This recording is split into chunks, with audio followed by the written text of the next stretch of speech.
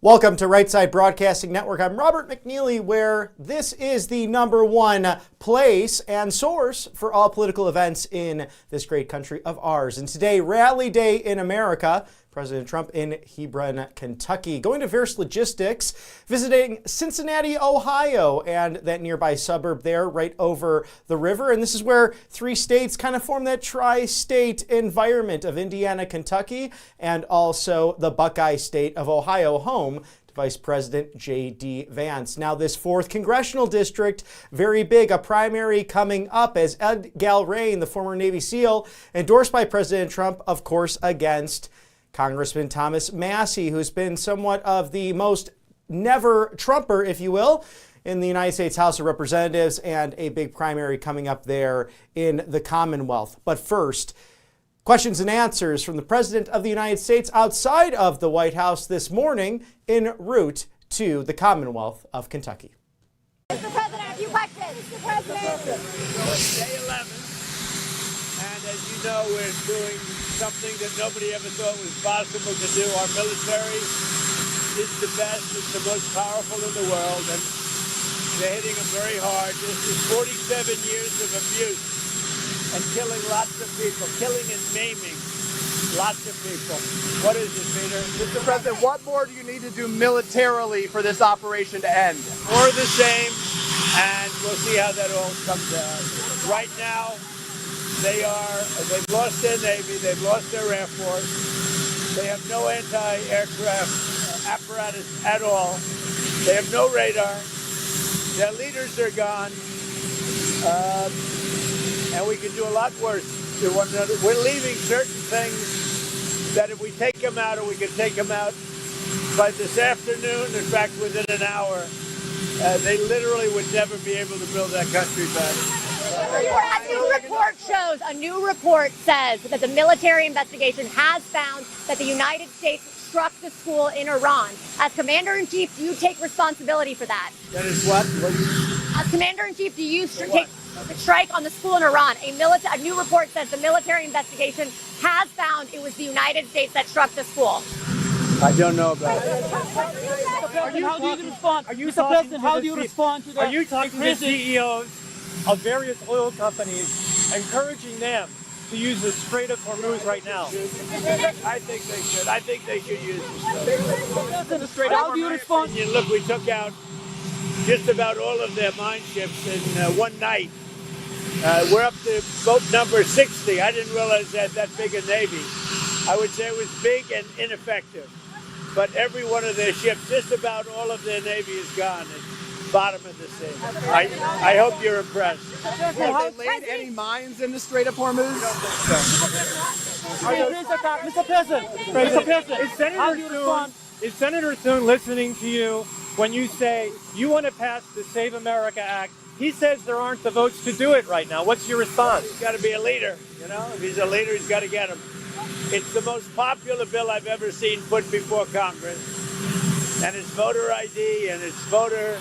You have to be able to be a citizen to vote. It's called citizenship. And we're also adding in no men playing in women's sports, no transgender mutilization of our children, and no mail-in ballots, fake mail-in ballots. We have none of that, except in the case of the military, etc. I will say, it is the Save America Act. It's the most popular bill I think I've ever put before Congress. What's your message to Democrats? Can you declare victory in this war if the supreme leader remains the Ayatollah's son? I don't want to comment on that. I don't want to comment. But I will tell you, I just spoke with various countries, the leaders of various countries. You'll have a list. And they said they've never seen anything like it. We have, and I built it during my first term, and I used it. I didn't realize I was going to use it this much, but we have the greatest military in the world by far. Nobody close. Got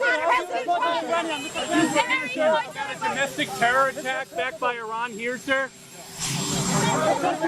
From the SDR. invited to the Shield of the Americas. Mexico, Brazil, and Colombia were not invited to the Shield of the Americas. Why was that? And could they come in the future to the event? They were invited. Maybe they didn't come. I think they were. I get along very well with all of them. Mr. President, in Iraqi parliament, due date, member slogan, date to America, date to Israel. What is your response to them? What is your message for Iraqi government? What did he say? In Iraqi parliament, slogan, date of America, date of Israel, member of the parliament. Death to America, death to Israel. What's your response to that? That's not a nice question. Did Spain give in after you told them that you would commerce ties with them? Are they cooperating with the United States in Spain? Not. I think they're not cooperating at all. Spain, I think they've been very bad. Very bad. Not good at all. We may cut off trade with Spain.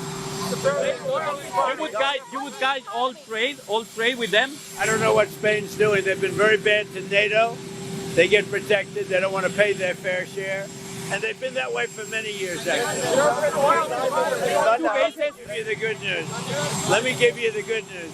The people of Spain are fantastic. The leadership, like you. The leadership, not so good. Hezbollah in Lebanon. Lebanon is under attack, and Hezbollah is making dangers for the Lebanese, and especially the Lebanese Christians.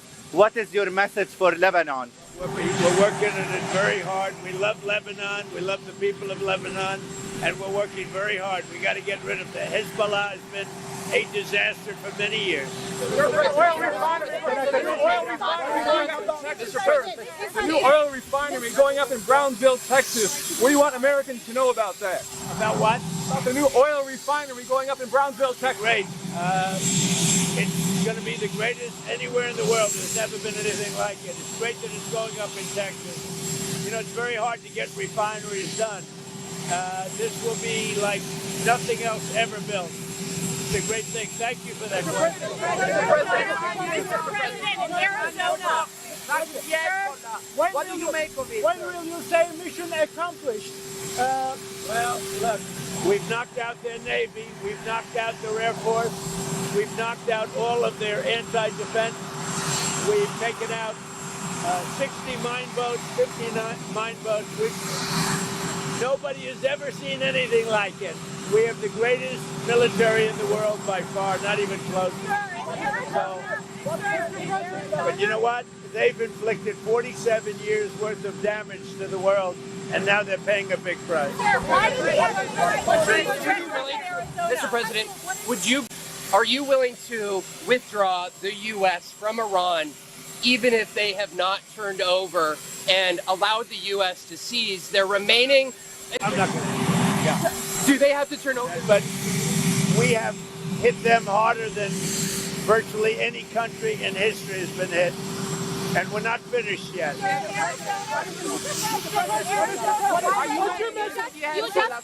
President, you just imposed the sanctions on Rwanda. What makes you so confident that they will stop the war in Congo? So we get along very well with Rwanda and with Congo, and we hope they're going to be get along. Why did the FBI seize election records in that state? Probably thought the election was rigged, right? It wasn't rigged, though. Really? How do you know? Your own Attorney General in 2020 said that there was not measurable voter fraud. Oh, really? You don't think it was rigged? I think it was rigged. And if you say it wasn't rigged, you're a rotten reporter. Where's the evidence of that? Evil and disgusting. Mr. President, what is the U.S. doing to reopen the Strait of Hormuz? Oh, it's working out very well, and I think you're going to see that. Working out very well. Thank you, Mr. President. Thanks for coming to the Chief Seats. Now that tankers are being attacked in the Strait of Hormuz, how are you going to ensure the safety of oil flowing through there? I think you're going to see great safety, and it's going to be very, very quickly. We have decimated that country. They're paying a big price now for 47 years of killing. They killed you. You have relatives. We all have relatives. What they've done, and now they're paying a price. Mr. President, America First Refining opened up its first oil refining in 50 years, Brownsville, Texas. Why is this such a big deal, and would it have happened under a different president? It would not have happened under a different president. None of this would have happened under a different president. Just so you know. Ready? A year ago, we were a dead country. Now we're the hottest country in the world. Thank you. Thank you. And with those comments this morning, we're grateful for our sponsors here at Right Side Broadcasting Network as we anticipate the president's later remarks at 4:30 this afternoon. But thank you to you, the great viewers that help sponsor us here on the right side of history. Text Trump to 989898 for all of that information. rsbnetwork.com/donate. A great way to go. You can also use that Rumble wallet if you'd like to send in the Bitcoin and other crypto to support the network and your favorite content creators out there. But there's also that address. Every once in a while, I send a handwritten note, and it's nice to get a letter in the mail. 1550 Opelika Road, Suite 6, Box 344. It's the loveliest village on the plains, Auburn, Alabama, 36830. 1550 Opelika Road, Suite 6, Box 344. If you'd like to send a check or money order, or again, rsbnetwork.com/donate.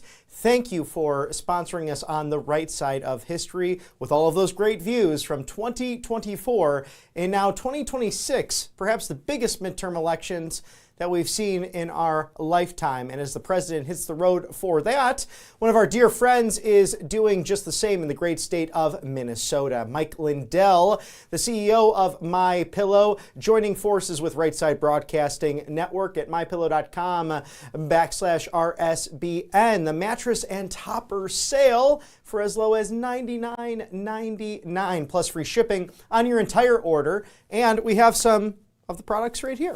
My coffee, one of my favorites, and the aroma, you can even smell it through the bag. A great way to start your morning, or if you need that afternoon coffee as well. The promo code RSBN, easy to remember. Call today, do not delay. It's 800-836-7566. mypillow.com/RSBN. 2,000 plus options right there at the website. American made in the great state of Minnesota. Those Giza Dream Sheets, fantastic, as well as the My Slippers, the MyPillow 1.0 that started it all. And of course the 2.0 and all of the themed patriotic wear that you can have to make your night a little bit more restful and your day a bit better to start off early in the morning. No one better than mypillow.com/RSBN. Right now, that mattress and topper sale as low as $99.99. And as we break down the latest from the Trump White House inside and outside of the Beltway, you've heard affordability right, left, and center as really a crucial moment for this 2026 midterm. And as you look back towards elections, whether presidential years or even the off years, the economy is very crucial. Of course, James Carville, the famous Clinton architect of that 1992 campaign, to quote him, "It's about the economy, stupid." And we're seeing that in this 2026. And now temporarily, with war engaged in Iran, well, we might see some of those prices going up at least at the pump right now. But in turn, 3,700 plus being recorded as potentially the biggest refunds that we've seen in tax season as that looms over us coming April 15th. We do know that that date is always the favorite for the Democrat Party. Of course, the 4th of July, favorite for Republicans as we look forward to 250 years and a birthday party unlike any other with that UFC fight that's going to take place right there at the White House behind me on Flag Day. So we look forward to all the celebrations happening throughout the year, but today we focus on the May 19th primary in the Commonwealth of Kentucky in the 4th Congressional District that has really taken sight to a never-Trumper, Congressman Thomas Massie. President Trump being very clear about liking him, but also that he might be the never or the worst ever congressman that we've seen. I predict that Representative Thomas Massie will go down as the worst Republican congressman in the long and fabled history of the United States Congress, even worse than crazy Liz Cheney and crying Adam Kinzinger and Marjorie Taylor Brown. Remember, green turns to brown under stress. They're all misfits and losers, but Massie, who is running against a great American patriot in the Kentucky primary, will hopefully lose big. I love Kentucky, President DJT. So we'll watch all of that very closely, as it seems like the Kentucky Republicans are the ones who are teaming up with Democrats or standing up against the president and his overall agenda, as the president has pledged now with the Save America Act 1 month ago to the day, February 11th, passing the House in its current form, now sitting in the United States Senate with no action yet. But there is talk on Capitol Hill that Senator John Thune will be moving this, either removing the filibuster or engaging in the talking filibuster. We'll see where that lands, as it seems to have some support, at least from one Democrat senator, John Fetterman of the Commonwealth of Pennsylvania. So we'll keep eyes on that, as that's going to be crucial for the rest of the year, not only these primary elections, but the overall midterms in 2026, requiring that voter ID, proof of citizenship, and ultimately removing all non-citizens off of the ballot. So we will go in depth with that today, as we had a guest on earlier, and we'll play back that interview regarding election integrity and what's taking place in Maricopa County in Arizona, State 48, and also Fulton County, Georgia, not far from here, the Peach State that has seen so much of its reforms. And whether it be Republican or Democrat officials, secretaries of state to county clerks,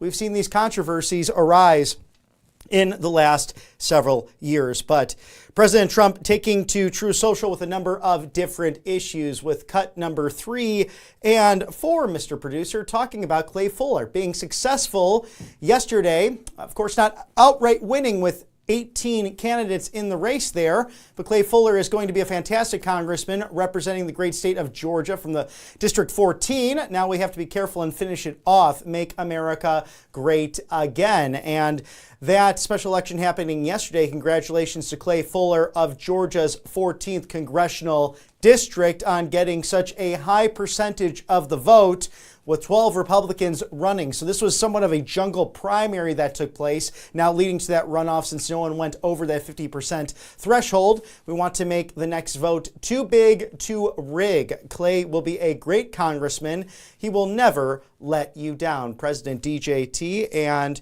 we look forward to having Clay on the show to showcase his campaign, and someone who's a district attorney in Northwest Georgia, right there in Rome, and was part of that Rome, Georgia rally we were at just a couple of weeks ago. Now the main focus, as I mentioned earlier, the Save America Act with cut number 5. That act is by far the most popular bill of its kind ever put before Congress. Now the president is emphasizing, if this does not get done, he will not sign any further legislation moving forward until this is addressed. And we do know that it does have implications, because so goes his endorsement. It tends to be pretty popular. We saw that yesterday in special elections in Georgia and Mississippi. 5 wins, 0 losses with yesterday, Tuesday's vote. So again, 100%, and we'll run through those graphics of Congressman Mike Ezel winning very easily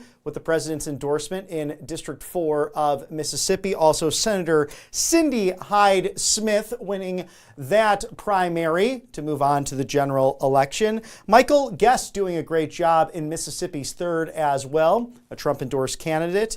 And Trent Kelly really coming out well in the 1st Congressional District of Mississippi, not too far from the great state of Alabama, home to Right Side Broadcasting Network. But today, the focus, Kentucky 4, and President Trump with cut 11, detailing his re-endorsement of the incredible people of Kentucky's 4th Congressional District, who want desperately to rid of Thomas Massie, the worst Republican congressman we've had in many years, giving us the mandate to make America great again. The person that will help us do the job and do it right is Navy SEAL, Army Ranger, 5th generation Kentucky farmer, and American hero, Captain Ed Galrain, a true patriot. And today, Ed, who also happens to be Central Casting, officially filed to run for Congress, this being a couple of months ago when President Trump first gave his endorsement.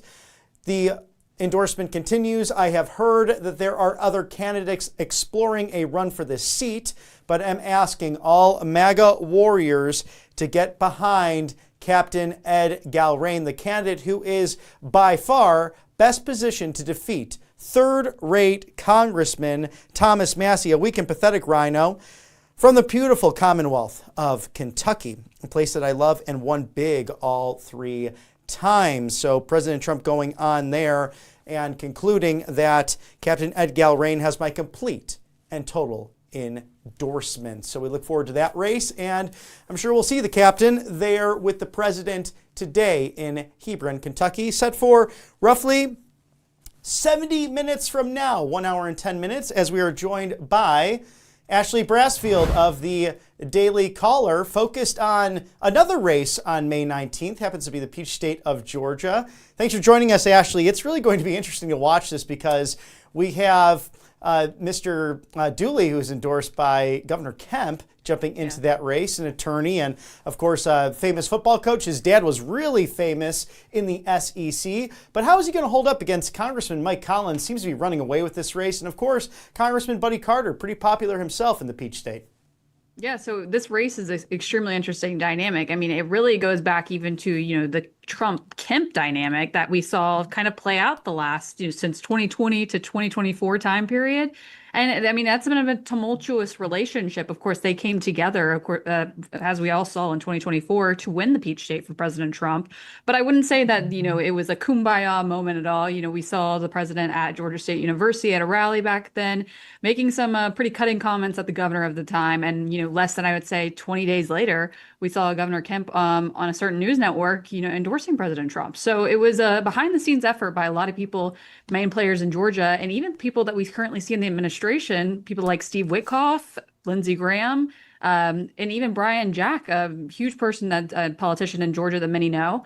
And so this race is kind of a culmination of what is it going to look like off of that relationship, and who will the president endorse and who has the governor now endorsed, which is, you see, Derek Dooley.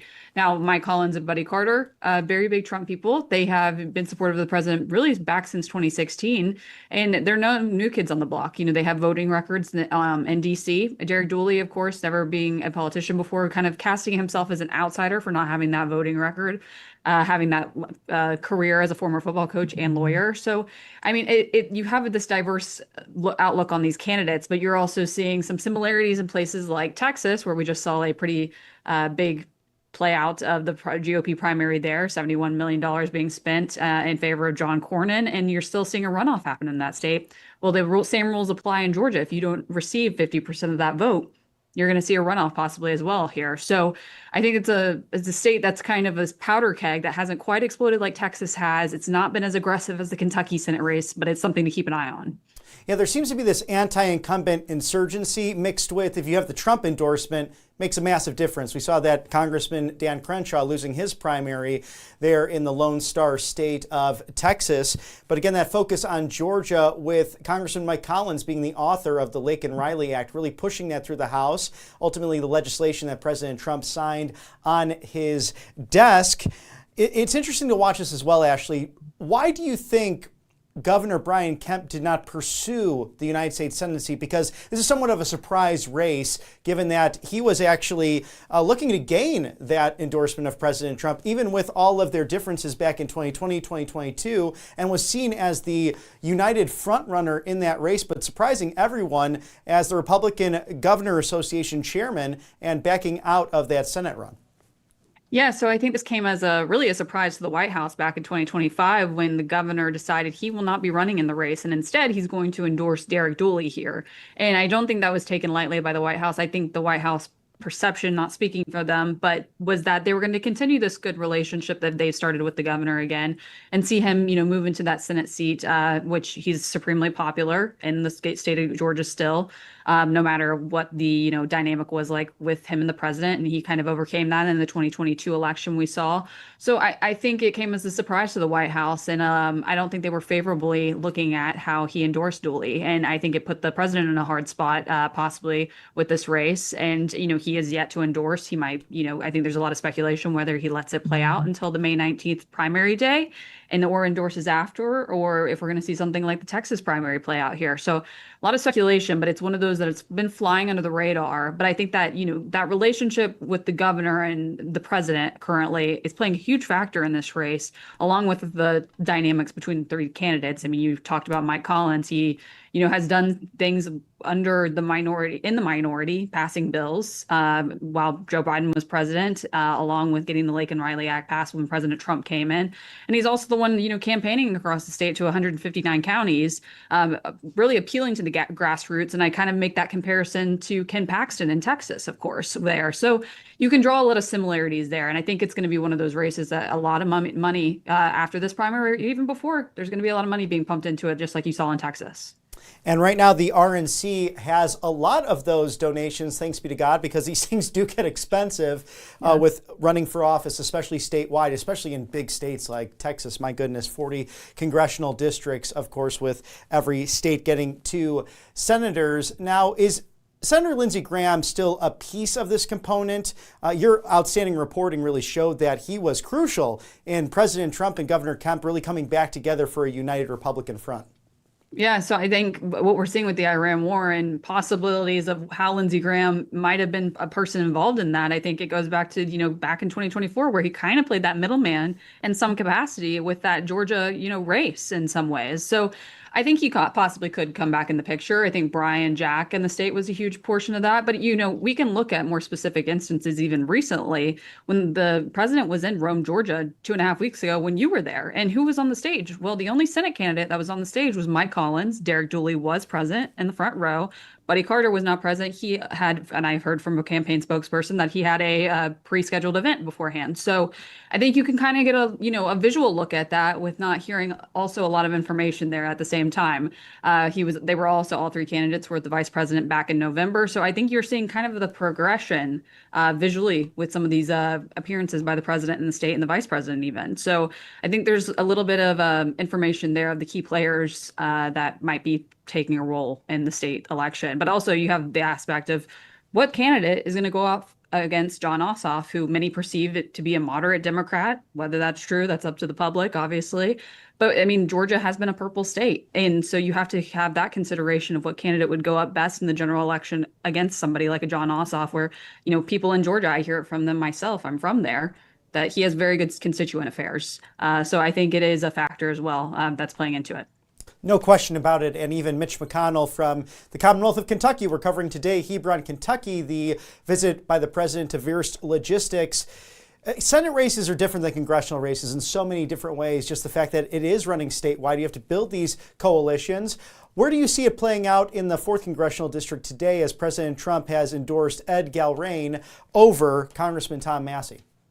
Yeah, well, I mean, we saw even a special election last night back in Georgia, Marjorie Taylor Greene's district. So obviously Marjorie Taylor Greene not running in the race anymore. So I think the Massey's district is going to be a real test here against the Trump endorsement. And obviously, like you said, Senate races are a little different from the congressional races, Kentucky being a very tense one currently. And so I think, I'm sure we're going to hear from the president hitting Massey. He's done so many times in recent weeks. And of course, with the war kicking up, Massey has been very staunch on that, as well as the Epstein files. But I assume that he's going to try and gain that grassroots support within that district, which is very niche in a lot of ways. The demographic, the makeup of the district, it sits on the Ohio border. A lot of the TV network is in Ohio. So I think that puts a special element in that race that's going to have somewhat of a grassroots effort that's needed in order to get Galrain over the line with Massey losing the race.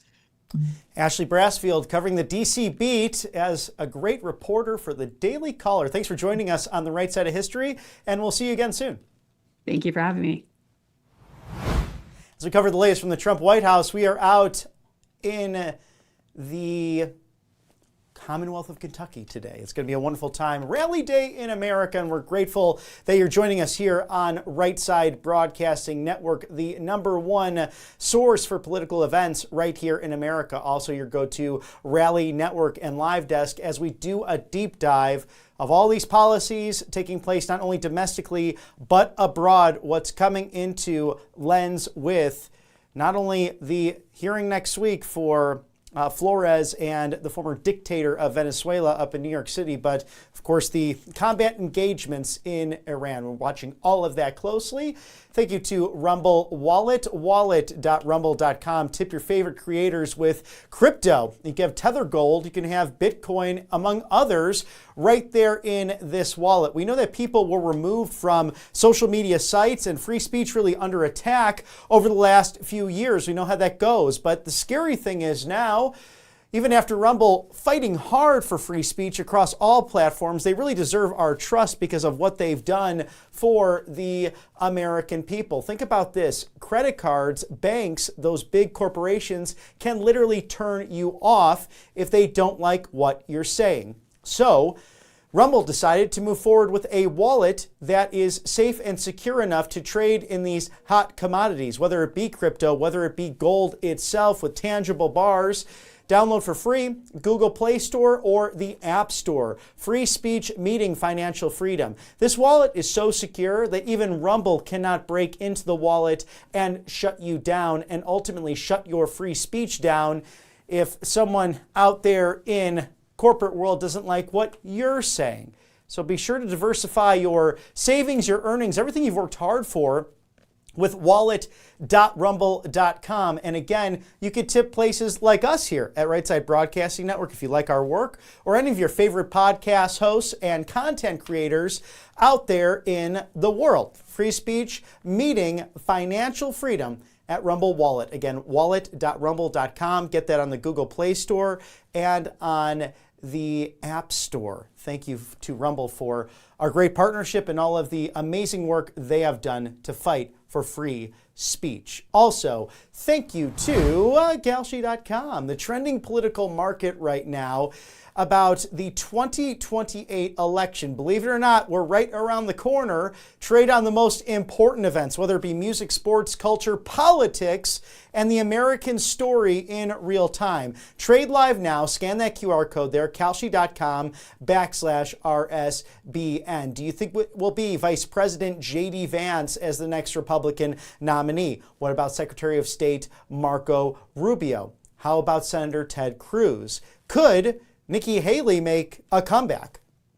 I guess we'll see what happens in 2028 as these midterms are in full swing. You might as well trade and bet on the big questions. Have some fun with it as well. Again, Kalshi, trending political content unlike any other source and site. And again, always about the American culture. So music, sports, and much more there. Trade on the most important events at Kalshi.com/RSBN. And as President Trump has made clear that he thinks JD, he thinks Marco, thinks some others could definitely be the future of not only this movement, but of the party. Who will end up being his successor? We'll watch that very closely. 1 hour from now, the President of the United States in Hebron, Kentucky, will take you right there for it. So stick with us as we're joined by Michael Kunzler, the great co-owner of All Family Pharmacy. Michael, thank you so much for joining us as you're rolling out today a 30% discount for the great viewers here at Right Side Broadcasting Network.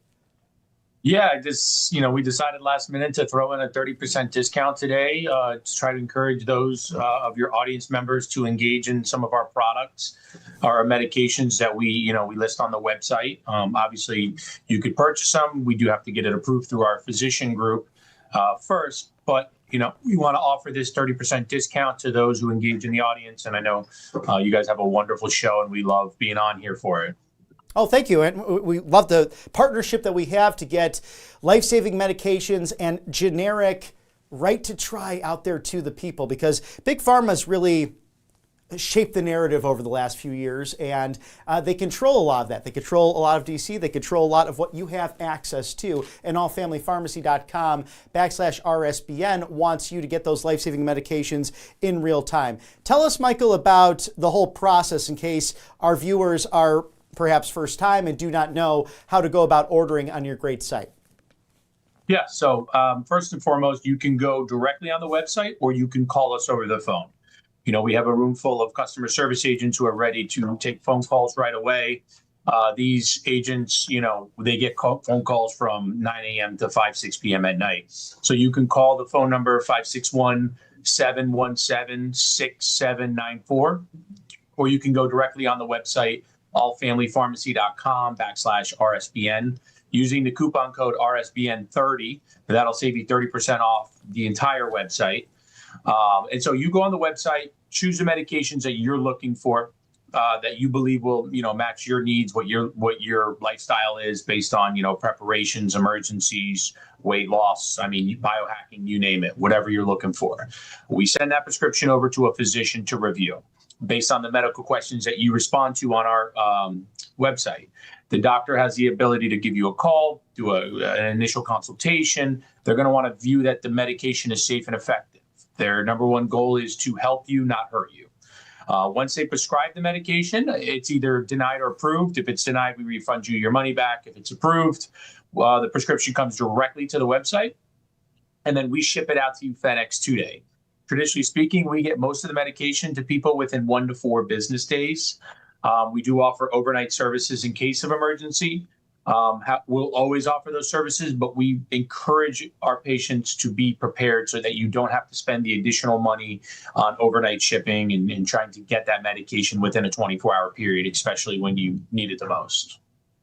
And it's been quite a bad cold and flu season. I was looking at the map yesterday, really affecting a lot of people. So you have Tamiflu available, among other things, to combat that as we are getting closer to spring, but still in some parts of the country, very, very cold, especially in Mount Washington, New Hampshire, with literally hurricane-like winds that are happening today. So I'm sure that doesn't help if you have the sniffles.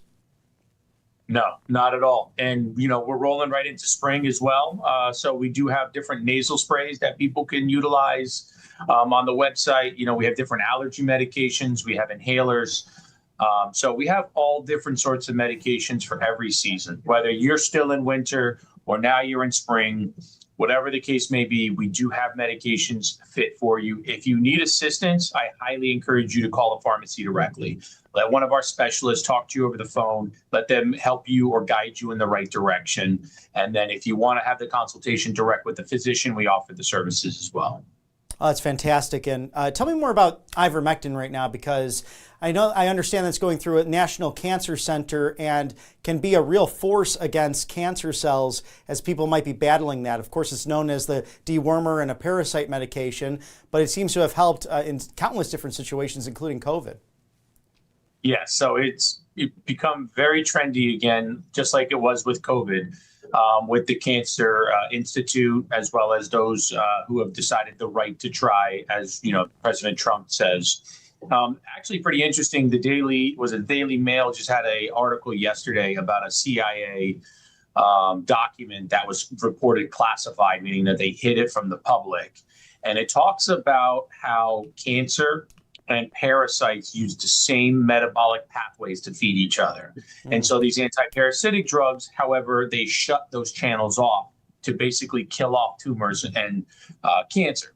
Same with the parasite. That's how they shut down the parasite. Once it can't feed itself, it starves to death, and then your body flushes it out. That's just traditional science when it comes to anti-parasitic medications. So that document was actually declassified, and Daily Mail got their hands on it, and they reported it, which is pretty interesting. So it's something that's been around for quite some time. It's just, the government just decided to push that to the side. And now you have thousands and thousands of Americans nationwide, people all around the world. We get calls from France, Australia, England, South Africa. You name it. That country has called All Family Pharmacy to try to utilize our services. Unfortunately, we're an American pharmacy, and due to federal law, we can't ship to them. So our hands are tied with the international patients, as we'd love to help them. But those here in America that want that right to try, feel free to give us a call or go out to the website. Feel free to check out Dr. William Mackes. We've partnered up with him. He's a wonderful cancer researcher. He's doing a great job right now. He just got licensed in Florida. We're hoping to welcome him here to the Sunshine State soon with Dr. Latipo. So that's something interesting that's coming through the pipelines. Well, we look forward to that as well, because it's really a keep you sick system. That's been big pharma over the course of the years, because you look at things like Ivermectin, FDA approved for the last 75 years or so, and then all of a sudden it's not so good for these different means, and clearly the narrative is going back on the right side of history. I'm not even talking conservative or liberal, just simply what's correct for patient health, and again, that generic right to try. Michael, with your expertise in this, why do you think it's Big Pharma that has really shifted away and will not prescribe some of these medications, and then your organization comes in and says, no, this is about protecting you and yours, your family. It's in the name, allfamilypharmacy.com/RSBN, doing such great work to bring life-saving medications affordable in real time to the consumer? First and foremost, I believe it's money. As everybody says, Big Pharma is all about money. They want their drugs to make the most money. That's why they patent them. You know, they continue to drive the drug prices through the roof because they patent the drugs. They own the rights to them. Second is, you know, when it comes down to the doctor level, is liability. They're scared of, you know, corporate bosses who are up at the top who say, no, we want nothing to do with it. We don't care if it's going to help people or not. We're just not going to take the risk. On the bottom level, where you have, you know, a independently owned private pharmacy like us, we're willing to take the risk. We're willing to go out there and help people. We're willing to, you know, create a business out of it, essentially. But at the same time, we're also helping people. And so, you know, at the ground level, that's where we stand. We're always going to be here for, you know, Ivermectin or whatever the next best drug is that, you know, essentially could help Americans nationwide. And ultimately, it's all about money. And that's their biggest concern in our eyes. Michael Kunzler, co-owner of allfamilypharmacy.com/RSBN. Today, code RSBN30, 30% off, and that is site-wide, if I'm not mistaken. Site-wide, absolutely. Fantastic. And you have so many options, over 300 essential medications there, whether it's those nasal sprays to the Tamiflu, but again, ivermectin, mebendazole, NAD+, methylene blue, and much, much more. I love the emergency medical kits, have them ready to go, not only in my medicine cabinet, but an extra one when I'm on the road. So thank you for everything that you do, Michael, and we look forward to seeing you again here at Right Side Broadcasting Network. Awesome. Thank you for having me.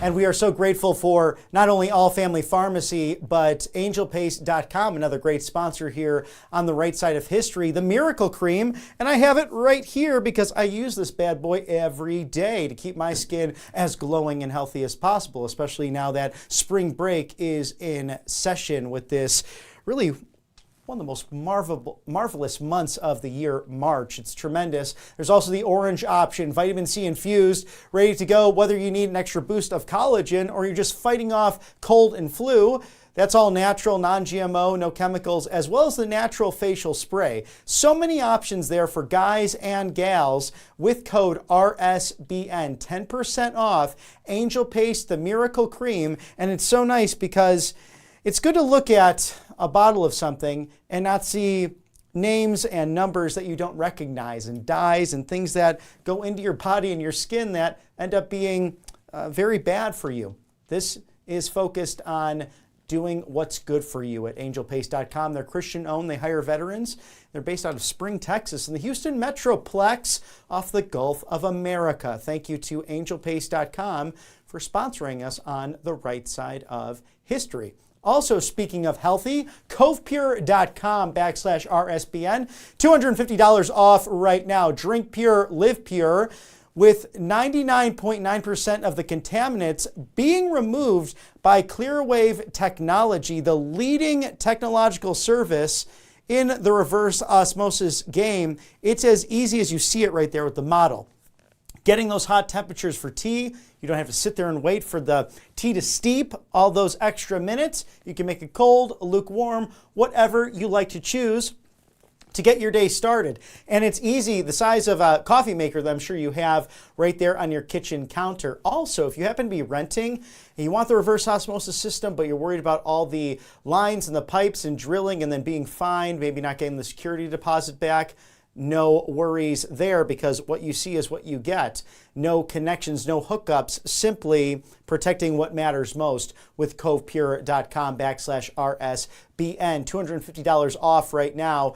The scary thing about just drinking directly from the tap, it's the microplastics, the FPAs, also fluoride, and medical runoff, agricultural runoff, pesticides, stuff that's not good, and you might be feeling a little bit tired drinking all of that nasty stuff coming from the tap, make sure to clean it with this reverse osmosis leading system at covepure.com/RSBN. Thank you for sponsoring us at Right Side Broadcasting Network as we gear up roughly 45 minutes from now. President Trump in Hebron, Kentucky. In the meantime, we will take a quick commercial break for sponsors, but stick with us here at Right Side Broadcasting Network as we cover the latest inside and outside of the Beltway. We'll see you back after the break.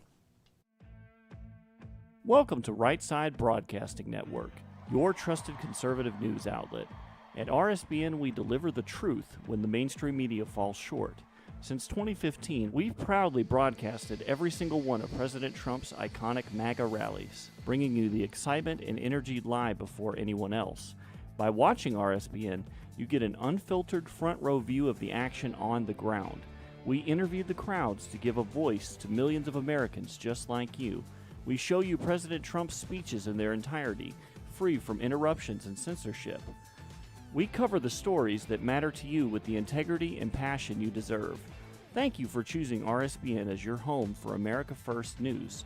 Together, we stand strong, united, and informed. So join us and be part of the right side of history.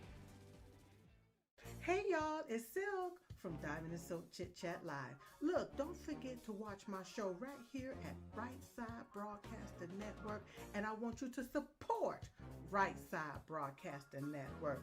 It's imperative that you do so, okay? Bye-bye.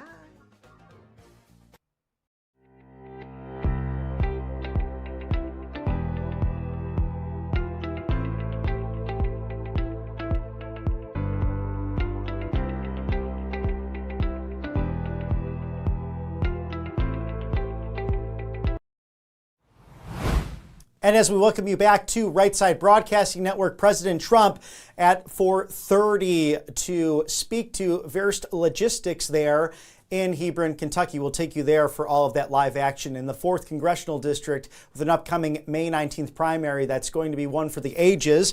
We're taking a true social and seeing what the president has been saying about a number of different issues with cut number 12, Memphis, Tennessee, the criminals being picked up as a result of the operations done here domestically with the Department of Justice, the FBI, and also border security. And President Trump saying that this is just one of the many criminals being taken off of the streets. Per capita, Memphis, Tennessee was one of the most dangerous, if not most dangerous cities in all of America. And we've seen as a result of the work in Washington, D.C., Chicago, Illinois, New Orleans, Louisiana, and again, Memphis, that people like Arsenio Davis with first-degree murder charges, second-degree murder, possession of a firearm during the commission of a dangerous felony, and convicted felon in possession of a handgun being taken out of the streets so they cannot kill again. So some bad hombres, if you will. President Trump also focused on domestic policy, being where he's going today, really somewhat of the heart of the working class here in America and the Commonwealth, where Indiana, Ohio, and Kentucky really intersect into a tri-state scenario right there on the river. President Trump speaking to real energy dominance with cut number 13, that America is returning to that. Today, I am proud to announce that America First Refining is opening the first new United States oil refinery in 50 years down in the Lone Star State in Brownsville, Texas. This is a historic $300 billion deal, the biggest in U.S. history, and a massive win for American workers, energy, and the great people of South Texas. Thank you to our partners in Indiana and their largest privately held energy company, Reliance, for their tremendous investment. It is because of our America First agenda, the streamlining of permits and lowering taxes that have attracted billions of dollars in deals coming back to our nation. A new refinery at the port of Brownsville will fuel U.S. markets, strengthen our national security, boost American energy production, deliver billions of dollars in economic impact, and will be the cleanest refinery in the world. It will power global exports and bring thousands of long overdue jobs and growth to a region that deserves it. This is what American energy dominance looks like. America first. Always. So exciting news there, not only for the crossroads of America, but for the Lone Star State. Reliance with a massive investment in the oil industry. As we expect President Trump at 4:30 hitting the ground there in Kentucky in the 4th Congressional District. Now, President Trump has addressed concerns about what's happening in Iran, and with cut number 14, 10 inactive boats that have been disabled completely. I am pleased to report that within the last few hours, we have hit and completely destroyed 10 inactive mine-laying boats and or ships, with more to follow. And with that, 5,500 targets roughly not only acquired but decimated, and 60 ships in total being brought to the bottom of the Arabian Sea, the Mediterranean, the Gulf, and also on the other end of the part of Iran there. It's really a massive operation. This is the size of the state of Alaska, this country, and we've seen the retaliation going after Arab nations and people who were once partners who are now calling for Iran to stop its aggressive nature in the region. So we'll keep watch on this, with the Strait of Hormuz really being of concern when it comes to oil trading. President Trump stating that if Iran has put out any mines in the Hormuz Strait, and we have no reports of them doing so, we want them removed immediately. If for any reason mines were replaced and they are not removed forthwith, the military consequences to Iran will be at a level never seen before. If, on the other hand, they remove what may have been placed, it will be a giant step in the right direction. Additionally,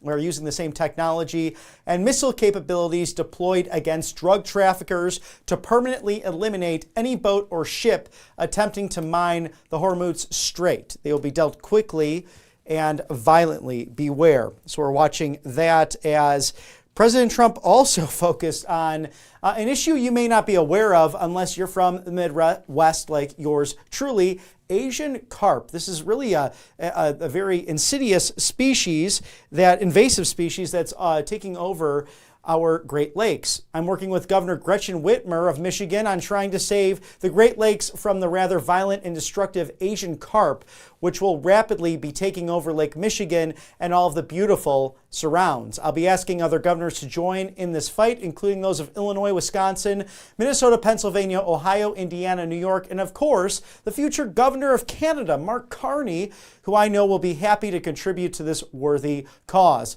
Separately, I'm also working to have the Great Salt Lake in Utah, which in a short period of time, if nothing is done, will have no water.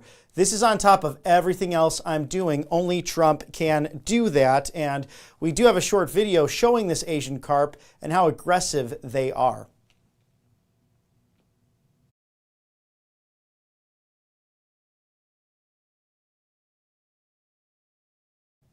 That is a real video, my friends. I know it looks fake there, but those Asian carp, really an invasive species in the area. But President Trump, above all else, is ready to not sign any legislation unless the Senate acts on the Save America Act with cut number 17. 5 common sense principles coming across in the House bill that was passed exactly 1 month ago to the day on February 11th.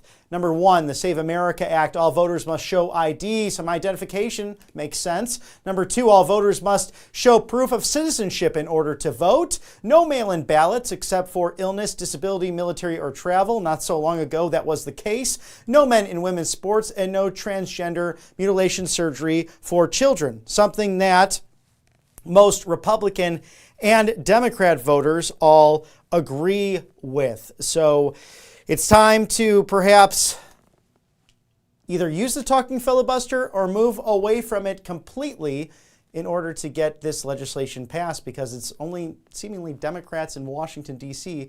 that want it to be stopped. Thank you to our great sponsors on the right side of history, All Family Pharmacy. And with breaking news, 30% off today, a special deal that broke this morning. RSBN 30 is the code for all of your essential medications, antibiotics, NAD+, methylene blue, to antivirals, antibiotics, and Tamiflu. So important for this time of year. Those nasal sprays, as well as that spring pollen is coming into play, especially around here in Alabama and Georgia, along the southeastern conference here a beautiful place to live. 30% off now, site-wide on all essential medications. allfamilypharmacy.com/RSBN is committed to you. This is how they do this. They order, or you order online. A U.S. licensed doctor on the other end reviews that order. It gets back sent to your door. And it's all about convenience. It's all about the right to try. It's about most favored nation status. allfamilypharmacy.com/RSBN. Again, code RSBN30. That's 30% off right now on all of your essential medications. So smart to jump ahead of this and get all of these life-saving medications before you're down and out from the cold or the flu or anything else that can cause some problems over the course of this time of year. So scan that QR code there for allfamilypharmacy.com/RSBN. Thank you for sponsoring us on the right side of history. We love them very much, as we do Birch Gold as well, where you can text Trump to 989898. Diversify your IRA or 401k today with tangible gold, silver, metals, precious commodities that can really help against a failing dollar. We're nearly $39 trillion plus in debt as a result of really terrible policies from the neocons to the neoliberals and President Trump's predecessors, who swiftly and quickly swiped those credit rates and those cards to rack up the debt right here in America. Unfunded liabilities, but also wars that could not be paid for. And now this administration dealing with all that. But what does that mean for you in the diversification of your savings? So get a free info kit on gold IRAs to diversify all that and to have the tangible metal that has stood the test of time. Birch Gold Group focused on that, with gold going up 700% over the course of the last few decades. It's common sense right now to text Trump to 989898 and diversify your savings with gold, silver, and precious commodities, as this administration is laser focused at getting the job done. President Trump on Cut 18 speaking directly to the issues at hand. Mission is laser focused. Obliterate Iran's missiles and drones and facilities that produce them.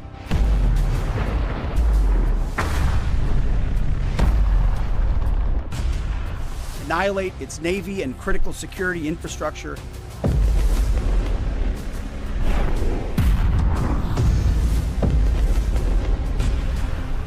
And sever their pathway to nuclear weapons. Iran will never possess a nuclear bomb.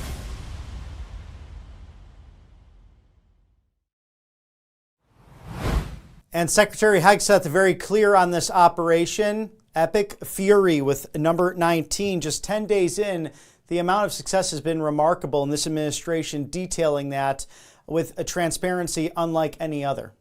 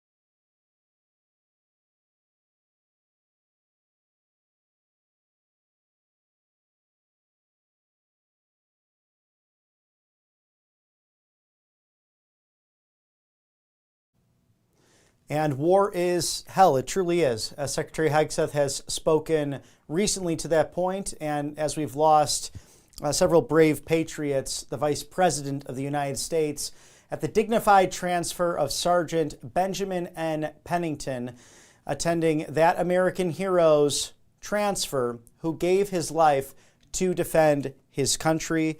And we have video playback of the Vice President honoring Sergeant Pennington at the dignified transfer.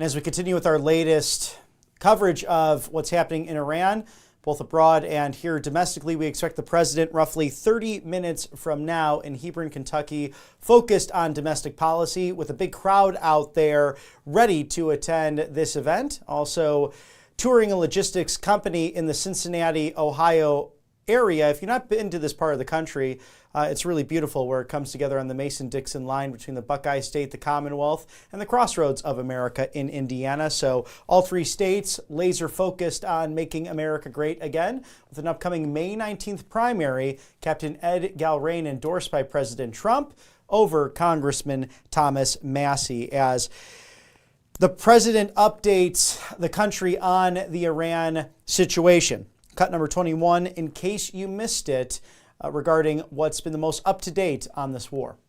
On the very first day I came down the escalator in 2015, I said, quote, I will stop Iran from getting nuclear weapons, and all I'm doing is keeping my promise. Think of that. That was in 2015. I said it. It was a threat then and a much bigger threat now, but no longer a threat, not for a long time anyway. We want to keep it that way. As we continue Operation Epic Fury, we're also focused on keeping energy and oil flowing to the world. And I will not allow a terrorist regime to hold the world hostage and attempt to stop the globe's oil supply. And if Iran does anything to do that, they'll get hit at a much, much harder level. I will take out those targets that were easy and that I mentioned just before. We'll take them out so quickly, they'll never be able to recover, ever. If they want to play that game, they better not play that game. And with all of that happening, President Trump being very clear over this last decade where his red line was, and doing that decisively with Operation Midnight Hammer last summer and now Operation Epic Fury. And no one should challenge the United States. The White House very clear about this with cut number 22. On the orders of the President of the United States, U.S. Central Command commences Operation Epic Fury. I'm gonna shoot you right down. This regime will soon learn that no one should challenge the strength and might of the United States Armed Forces. He reminded the world, as he has time and time again, being an American means something unbreakable. If you kill Americans, if you threaten Americans anywhere on earth, we will hunt you down without apology and without hesitation, and we will kill you. We didn't start this war, but under President Trump, we are finishing it. Their war on Americans has become our retribution against their Ayatollah. Iran is run by lunatics, religious fanatic lunatics. They have an ambition to have nuclear weapons. They intend to develop those nuclear weapons behind a program of missiles and drones and terrorism that the world will not be able to touch them for fear of those things. This is the weakest they've ever been. Now is the time to go after them. The president made the decision to go after them, take away their missiles, take away their navy, take away their drones, take away their ability to make those things so that they can never have a nuclear weapon. Finally, to the great proud people of Iran, I say tonight that the hour of your freedom is at hand. When we are finished, take over your government. It will be yours to take. This will be probably your only chance for generations.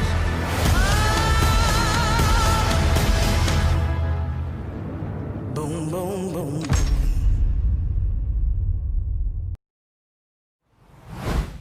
We are grateful for our president, our administration, and also the brave soldiers, airmen, seamen, and countless members of the 6 branches of our military, all engaged in protecting the homeland. As our thoughts and prayers are with them, we're also grateful for you, the sponsors here at Right Side Broadcasting Network, especially the viewers, where you can reach out to donate at rsbnetwork.com/donate, because RSBN is viewer supported. We are bringing you the real news. We don't edit the speeches. We don't edit press conferences. Instead, we bring them in their entirety to you as the #1 source for political events in America, as your go-to live desk, as your go-to rally network. You can also send a check or money order in to 1550, that's 1550 Opelika Road, Suite 6, Box 344. It's the loveliest village on the plains. Auburn, Alabama, 36830. That's 1550 Opelika Road, Suite 6, Box 344. Auburn, Alabama, 36830. RSBnetwork.com/donate. And we're proud to be just that, viewer supported, and really reaching out to you, the great American people, and the movement you helped create. Now, over a decade old, can you believe it? Ever since the coming down from the golden escalator at Trump Tower to current day in the 2026 midterms, we are here for you, and we are grateful for your support. Also, thank you to Mike Lindell as he pursues the governorship of Minnesota. He is, of course, the CEO of MyPillow.com/RSBN. This partnership, one of our favorites here, with the mattress and topper sale as low as $99.99 plus free shipping. MyPillow.com/RSBN, promo code RSBN, very easy to remember. So call today and do not delay. It's 800-836-7566.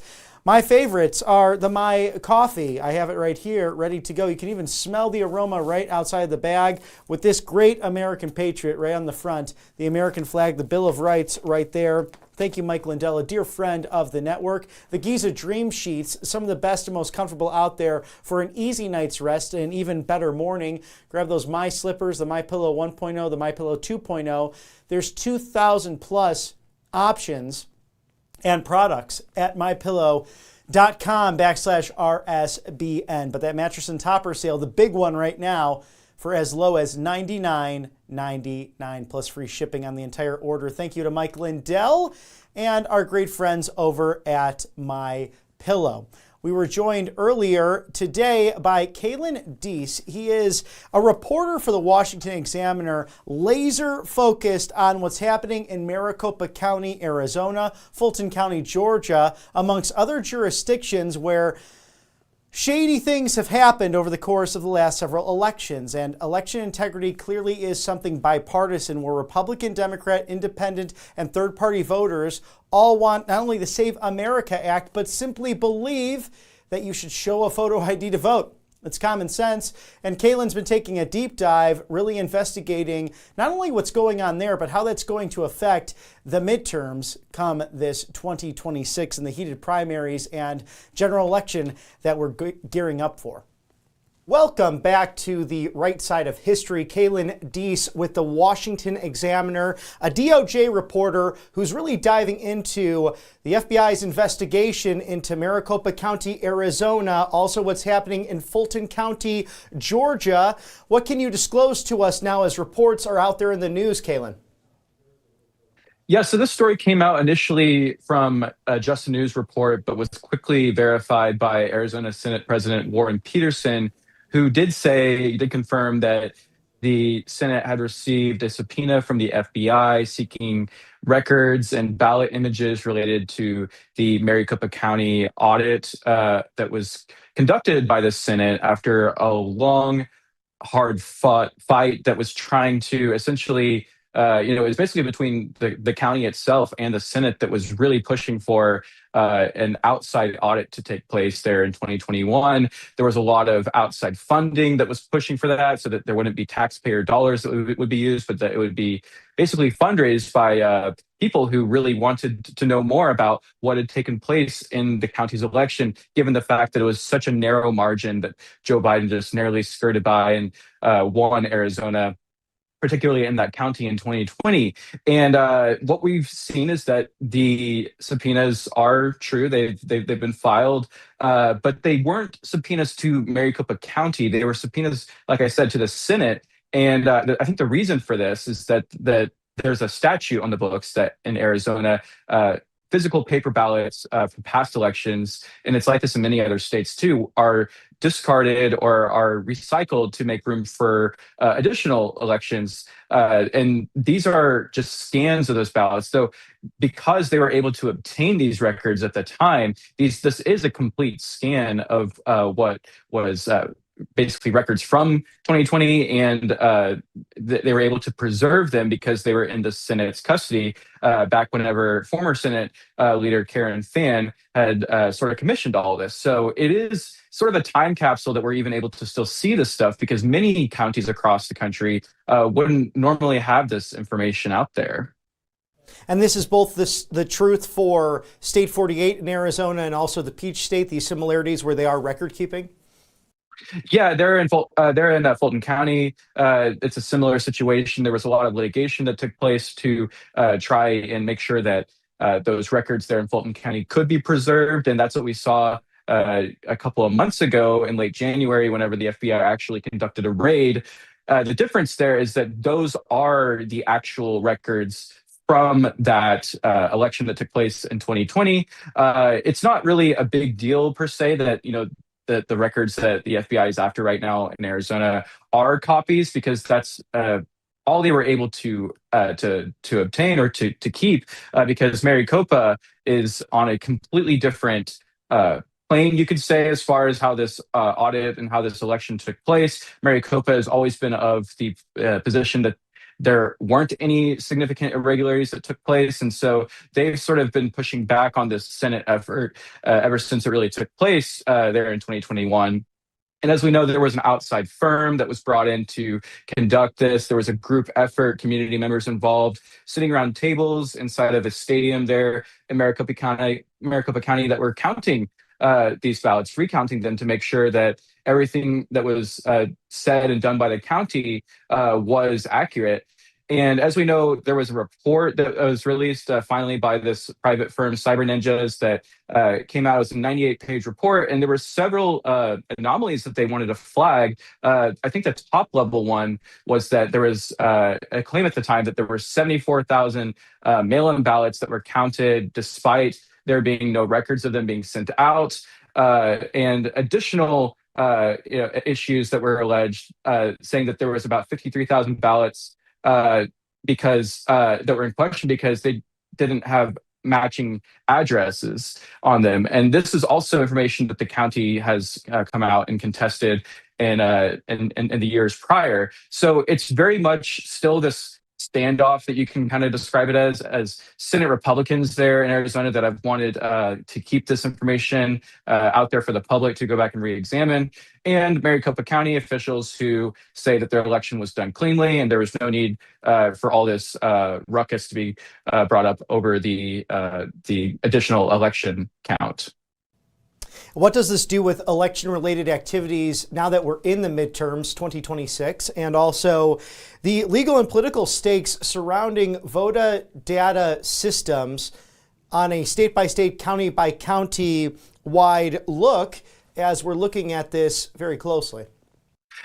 Yeah, John, this is in conjunction with the fact that the DOJ has sued over around 29 states, both conservative Republican-led states and Democratic-led states, to try and obtain voter roll data from these states so that they can make sure that the voter rolls are matching, that they're up to date, and that there aren't any outdated voter rolls, i.e. people who might be still registered but may not even be eligible to vote. Maybe they're deceased, things like that. The DOJ wants to have a clear accounting of all these different states and their voting data so that whenever the national election comes around, they're able to be able to more clearly check the total vote tallies with the clean, or hopefully clean, voter rolls in each state. That way, there's a lot less questions about whether there was any potential fraud that took place. This is all, I would say, is part of the same effort. Now, I think the big question, John, is going to be how many more of these types of FBI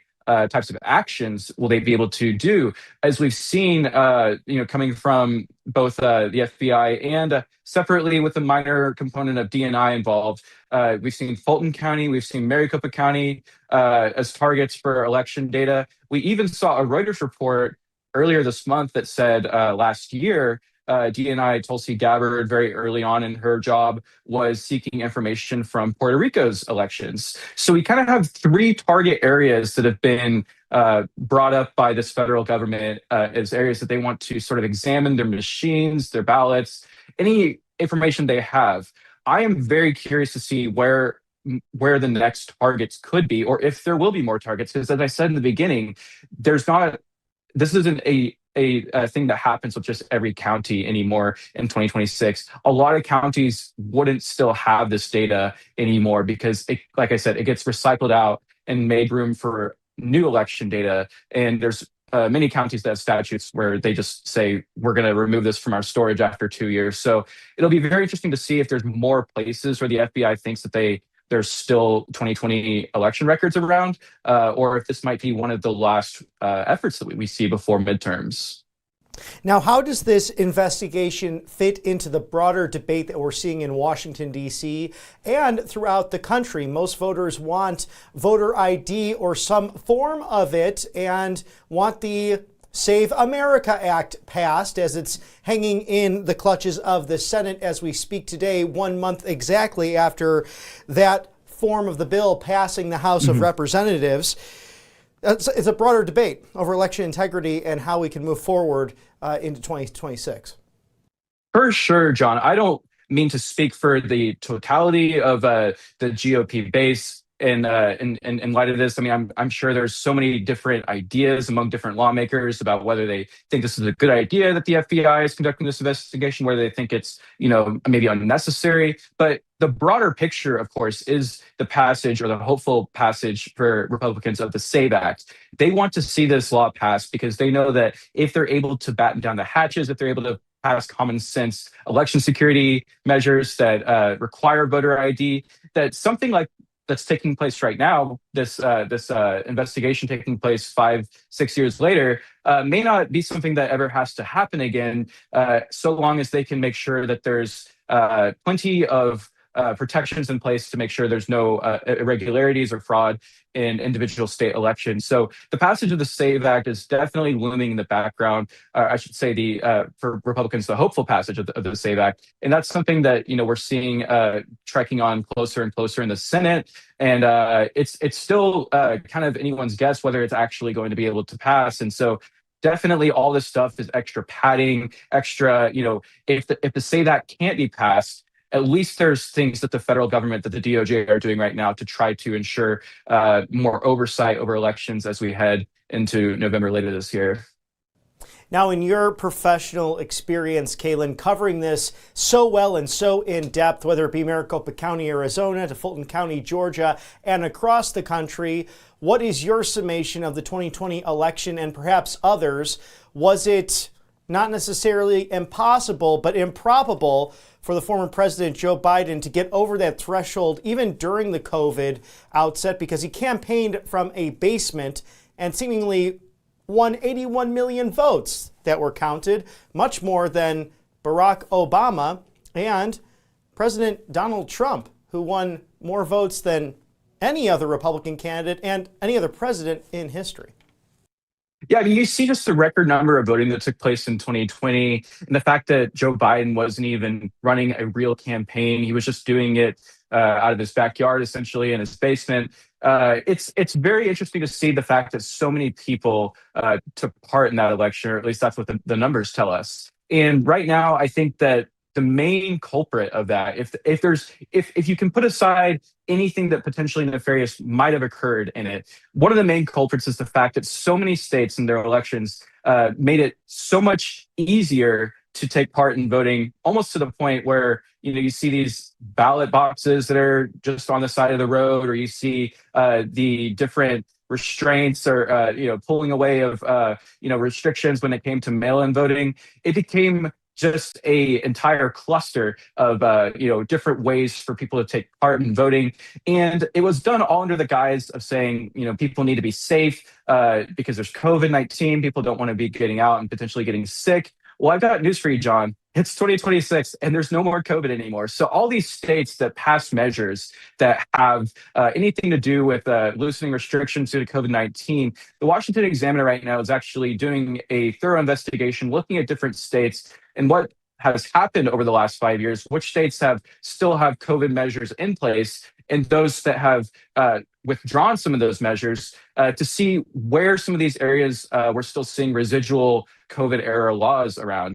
The information that we're gathering so far is making it seem like there's a lot of efforts both on the legal front and by state legislators to try to make sure that some of these temporary measures that maybe had a justification at a time and place back in 2020 are not still happening today, just so that they can make sure that there's no funny business happening. And I think that that's really where a lot of Republicans and state legislators have their eyes focused on ahead of the upcoming elections is how can we make sure that some of these laws that may not be necessary anymore still aren't in effect, because that's where it seemed like the possibility of potential fraud, things like that taking place was the most susceptible, just by having ballot boxes all over the town, or by being able to send your mail-in ballot without having a real clear image of like if there was a witness there, or even late arriving ballots for that matter. I mean, there's a freaking Supreme Court case that's coming up on that, for crying out loud. So that's something that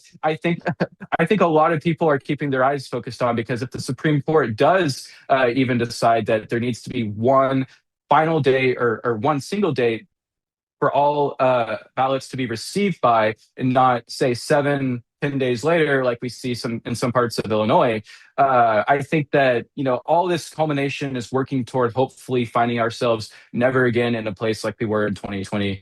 God willing. Yes, and a bipartisan issue unlike any other. Election integrity, both Republican, Democrat, independent voters alike all agreeing in droves on this issue. They want the Save America Act passed, and ultimately it's Republican, Democrat, secretaries of state, county clerks.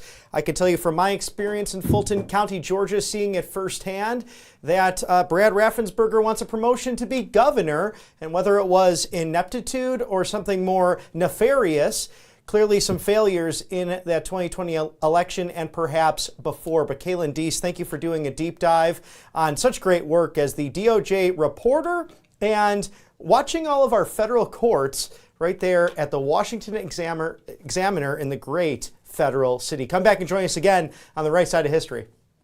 Thank you, John.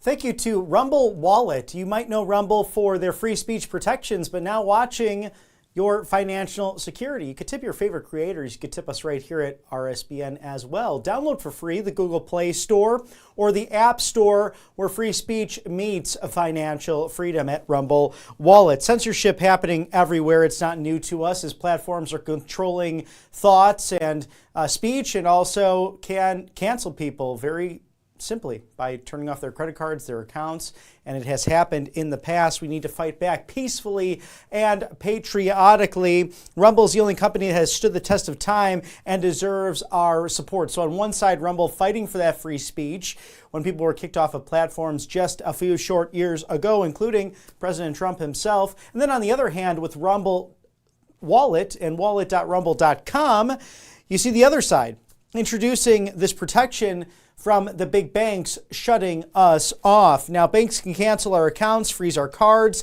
and that's why Rumble Wallet was ultimately launched. And this wallet so secure that even Rumble can't break into it and control or cancel your assets, your savings, your hard-earned financial support, whether that be through Tether, gold, or even crypto. You can donate all that, as I mentioned earlier, to your favorite creators online, and including us right here at Right Side Broadcasting Network. It's not only a wallet to buy and save, but it also allows you to support your favorite creators. Again, easily tipping them right at wallet.rumble.com. So download that today in Google Play Store, the App Store.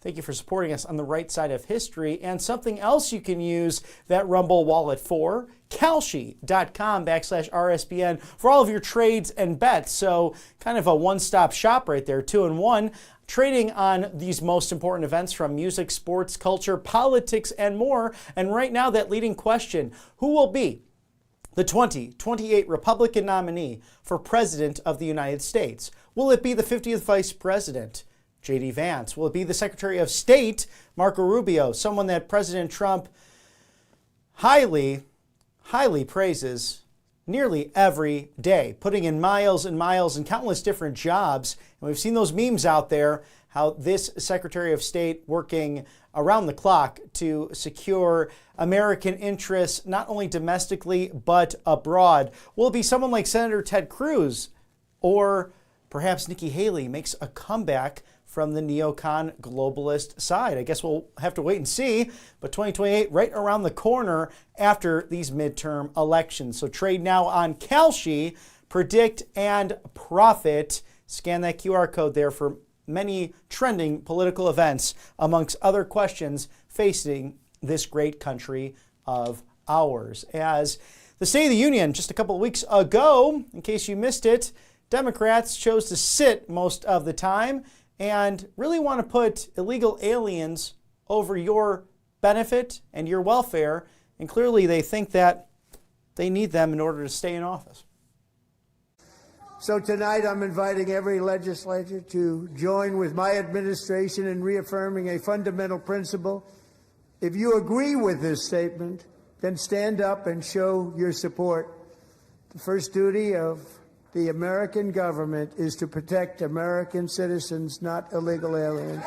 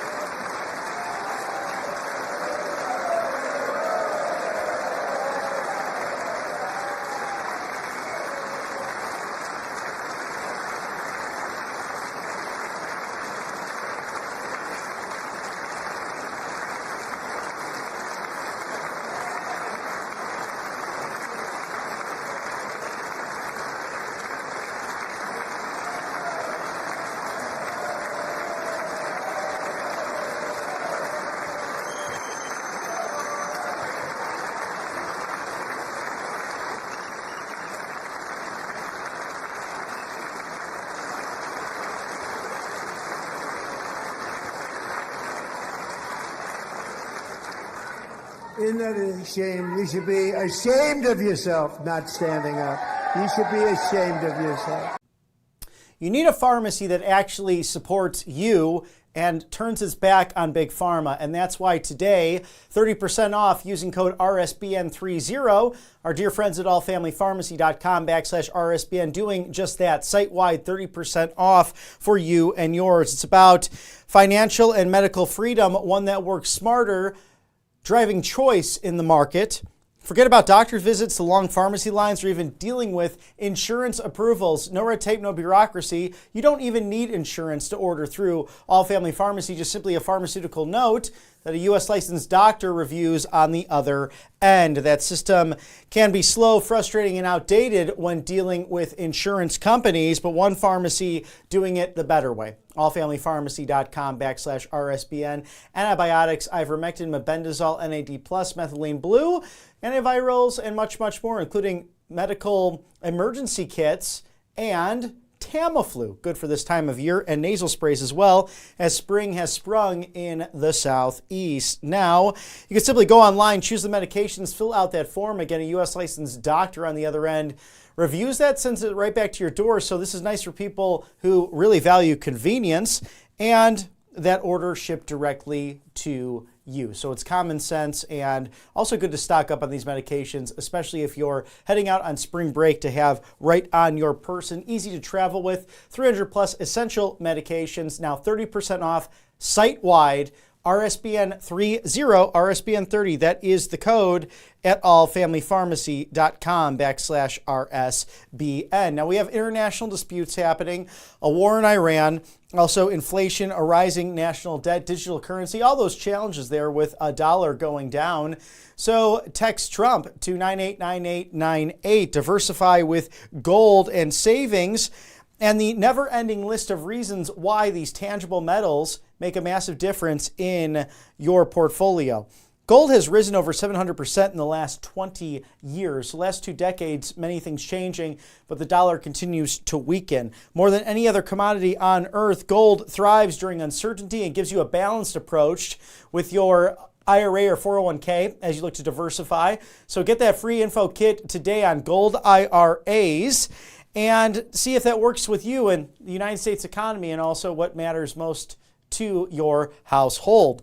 Now, Birch Gold can convert that and make a plan directly for you. Not one size fits all by any means, and their expert team happy to sit down with you at Birch Gold Group to get that done. Text Trump to 989898. There's no obligation, just a useful information for that free info kit. In addition to this, Birch Gold Group has a Better Business Bureau rating of an A+ and tens of thousands of happy customers, and truly one of the best in the business. Diversify your savings with gold, silver, hot commodities by texting Trump to 989898. Thank you for sponsoring us on the right side of history as you're saving your assets, and this president wants to save America with an act that brings common sense. Again, none of the mutilations, none of the transgender surgeries for minors, but also showing that ID at the polling place, proving that you're an American citizen and getting non-citizens off the rolls. Really a play against motor voter from the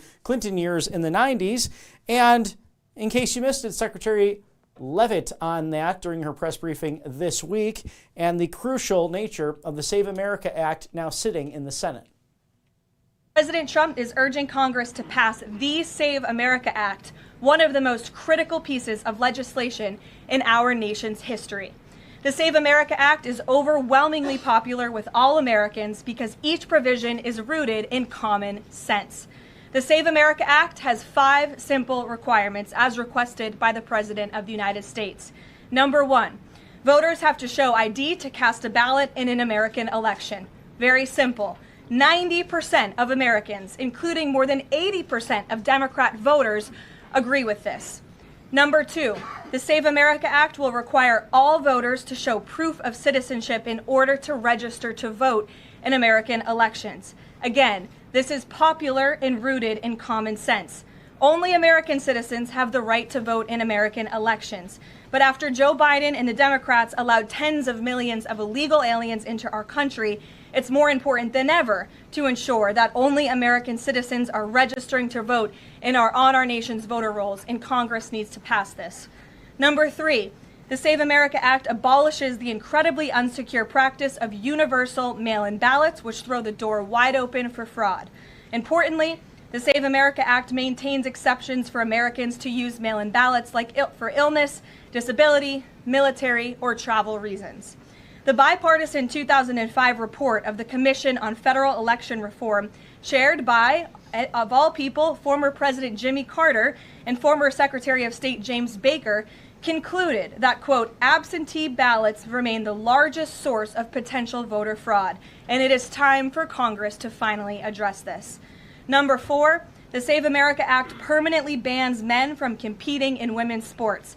President Trump signed a landmark executive order upholding the promise of Title IX and ending this dangerous and unfair practice. But now it's time for Congress to codify this into law. Number 5, the Save America Act bans transgender mutilation surgery for children. Again, President Trump signed a common sense executive order to do this and kept his promise to the American people, but now Congress needs to do the same and codify it. It's well past time for Democrats in Congress to stop perpetuating the radical and false claim that you can somehow change a child's sex. You cannot. Passing the Save America Act is the most important thing that Republicans and, frankly, Democrats can do to strengthen election integrity and protect our democracy. It's what the American people elected Republicans to do, and they must deliver on it as soon as possible. The president is calling on Congress to get the job done and send this historic piece of legislation to his desk immediately for signature. Thank you to angelpaste.com. As we're moments away from President Trump's remarks in Hebron, Kentucky, grab yourself some Miracle Cream. This is what I use every day to keep my skin glowing. You should too. Great options for guys and gals. They're at a Christian-owned company. They hire veterans. They're based in Spring, Texas, right off the Gulf of America in the Houston Metroplex. A lovely place to live, raise a family, and work as you need those components that will help out, especially the non-GMO, non-chemical Miracle Cream. Also, the orange option, great for this time of year. Vitamin C infused to help with collagen, also to fight against the cold and flu. Also a natural facial spray as well. So do not delay. Reach out to angelpaste.com today. Code RSBN for 10% off. Thank you for sponsoring us on the right side of history, as you need a pharmacy that actually supports your health and your options and rights to try off-label generics that are affordable but also make a massive difference. They work smarter, not harder. And allfamilypharmacy.com/RSBN doing just that, not requiring insurance approvals. In fact, you don't need insurance, no red tape, no bureaucracy. Simply 30% off with code RSBN30 site-wide for antibiotics, Ivermectin, mebendazole, hydrochloroquine, NAD+, methylene blue, antivirals, Tamiflu, and emergency medical kits. 300+ essential medications ready to be shipped to your door. And with that, a licensed doctor right here in the United States reviews that order and ships it back to your door in a matter of a couple of days, and some overnighting if appropriate for emergencies. allfamilypharmacy.com/RSBN really leading the way on the right to try, most favored nation status, and really is a pushback against Big Pharma. And they want those price transparencies, just like the administration does, and they're providing really a wonderful life-saving service there at allfamilypharmacy.com/RSBN. Thank you for sponsoring us on the right side of history as we gear up for Hebron, Kentucky. President Trump exploring logistics, exploring also that affordability issue in the 4th Congressional District, one that is going to be quite a May 19th primary between Captain Ed Galrain, endorsed by the president, against Congressman Thomas Massie. Now, in case you missed it, again, the press secretary, Caroline Leavitt, going through a slew of different things happening this week in Washington and also abroad. Also giving an update on Operation Epic Fury with cut number 27 and what might be around the bend with all of the success that's happened. 5,500 targets struck, 60 ships and vessels sank, and the American military, Israeli Air Force, controlling the skies and seas in and around of the Iranian country. President Trump fully expected the rogue Iranian regime to try and disrupt the global markets. That's why President Trump and his energy team have been planning for this long before the strike and have moved quickly to address these temporary disruptions. Thus far, the Trump administration has offered political risk insurance to tankers operating in the Gulf. The Treasury temporarily waived certain oil-related sanctions, and the Commander-in-Chief has offered the U.S. Navy to escort tankers when necessary. The president and his energy team are closely watching the markets, speaking with industry leaders, and the U.S. military is drawing up additional options following the president's directive to continue keeping the Strait of Hormuz open. I will not broadcast what those options look like, but just know the president is not afraid to use them. Rest assured to the American people, the recent increase in oil and gas prices is temporary, and this operation will result in lower gas prices in the long term. Once the national security objectives of Operation Epic Fury are fully achieved, Americans will see oil and gas prices drop rapidly, potentially even lower than they were prior to the start of the operation. And we will live in a world where Iran can no longer threaten the United States or our allies with a nuclear bomb. So as of March 11th, today, we're really past the new year, new me kind of thing with the New Year's resolutions. I'm not really one to do such, just Do what's common sense. CovePure.com/RSBN. Get $250 off now. Drink Pure, live Pure. Scan that QR code there for the leading reverse osmosis system in all of the world. This is part of what it's about.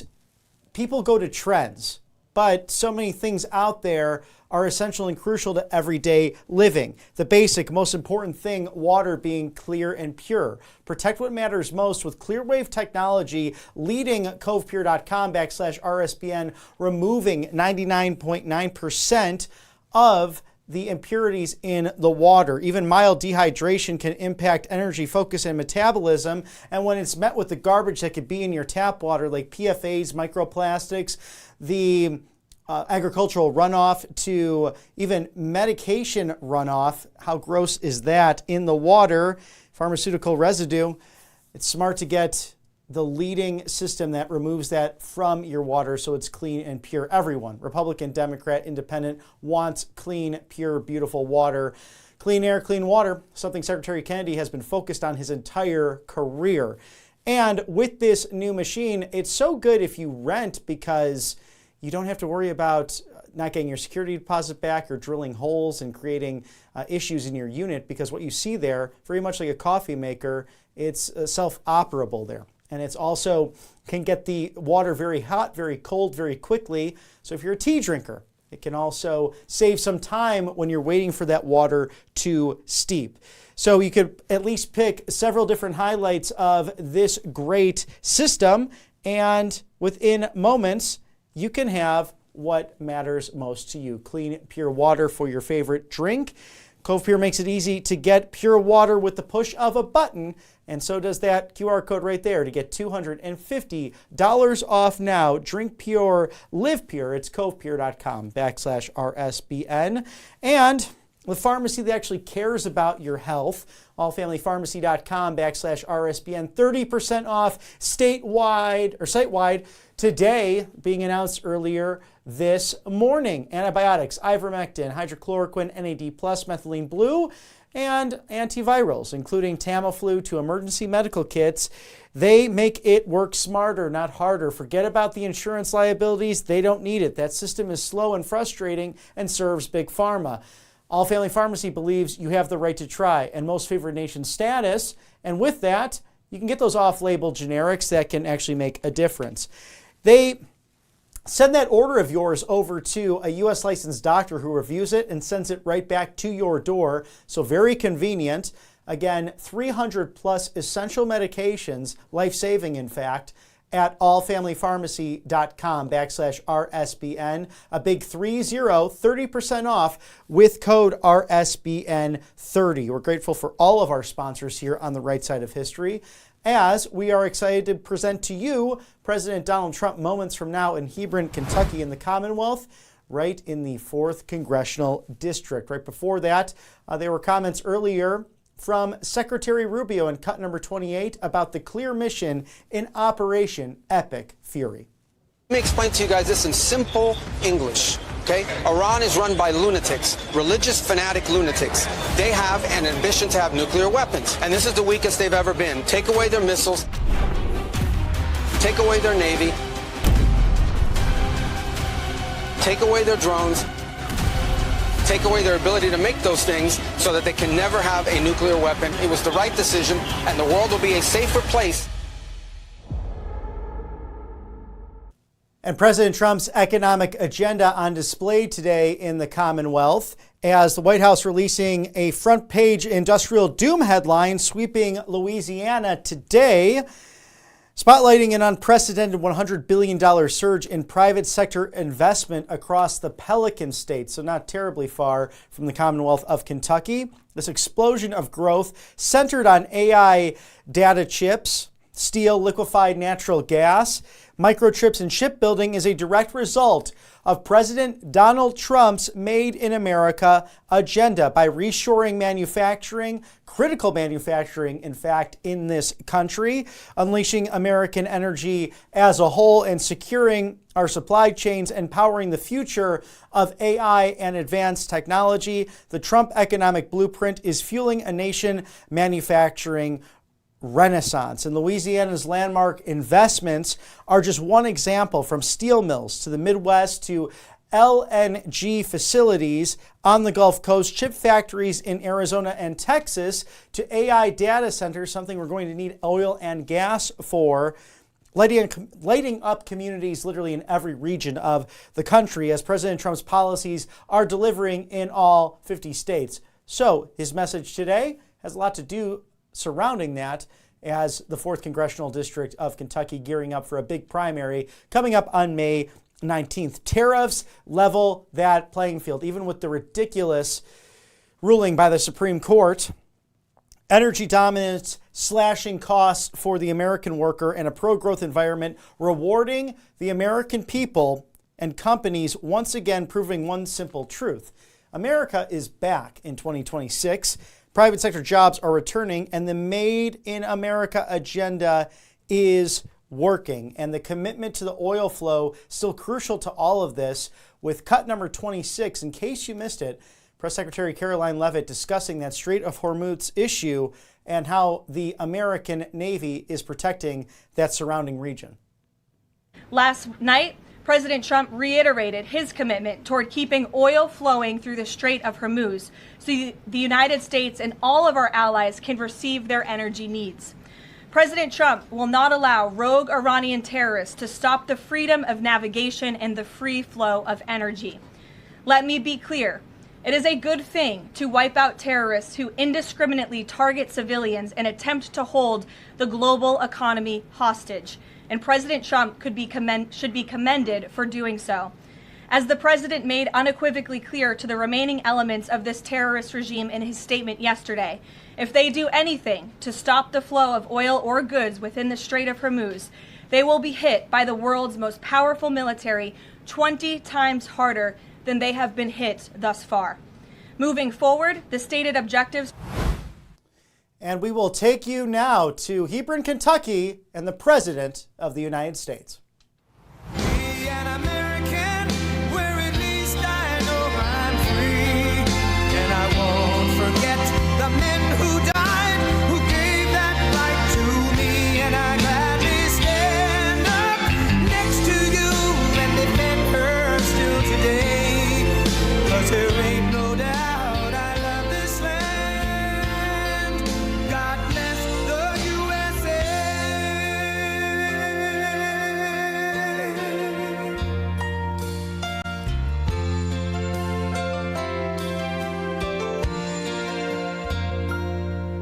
From the lakes of Minnesota to the hills of Tennessee, across the plains of Texas, from sea to shining sea, from Detroit down to Houston and New York to LA, where there's pride in every American heart, and it's time we stand and say,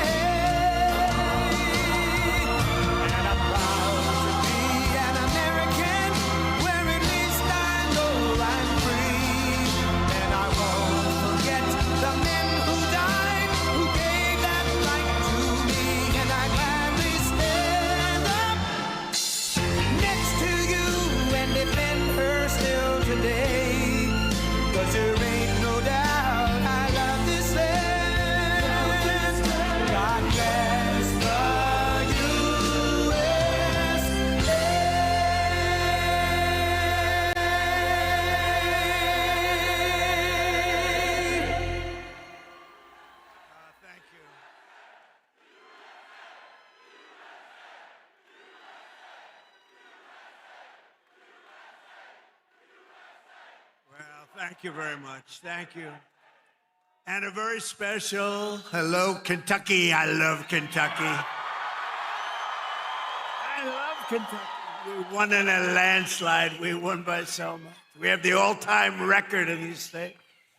But it's great to be back in this beautiful Commonwealth with so many proud, hardworking, unbelievable American patriots. Thank you. And we're here today with the men and women of a phenomenal company that has been helping Kentucky grow and prosper for 6 incredible decades. In other words, they've been here for a long time. Verst Logistics. Verst Logistics. Good company. Just met a lot of the people that run it. They're good people. They love you. They love you, actually. If they didn't, I wouldn't be here, probably. I don't think I'd be here. If they didn't love you, I'd walk off this stage right now. With your help, this family-owned business has risen from a small trucking operation into a juggernaut of warehousing, packaging, one of the biggest, transportation, all these big labels they put on. But I'll tell you, America's favorite brands right here, and this has been an unbelievable group of people that built this wonderful company, and I want to thank them very much. It's an honor to be here.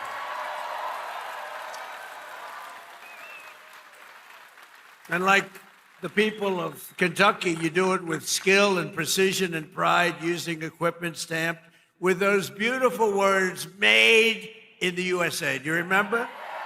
Made in the USA. We're putting it all over the place. And we're making more and more things in the USA, more than we ever had. More people are working today in the USA than at any time in the history of our country. And by the way, do we have a great military?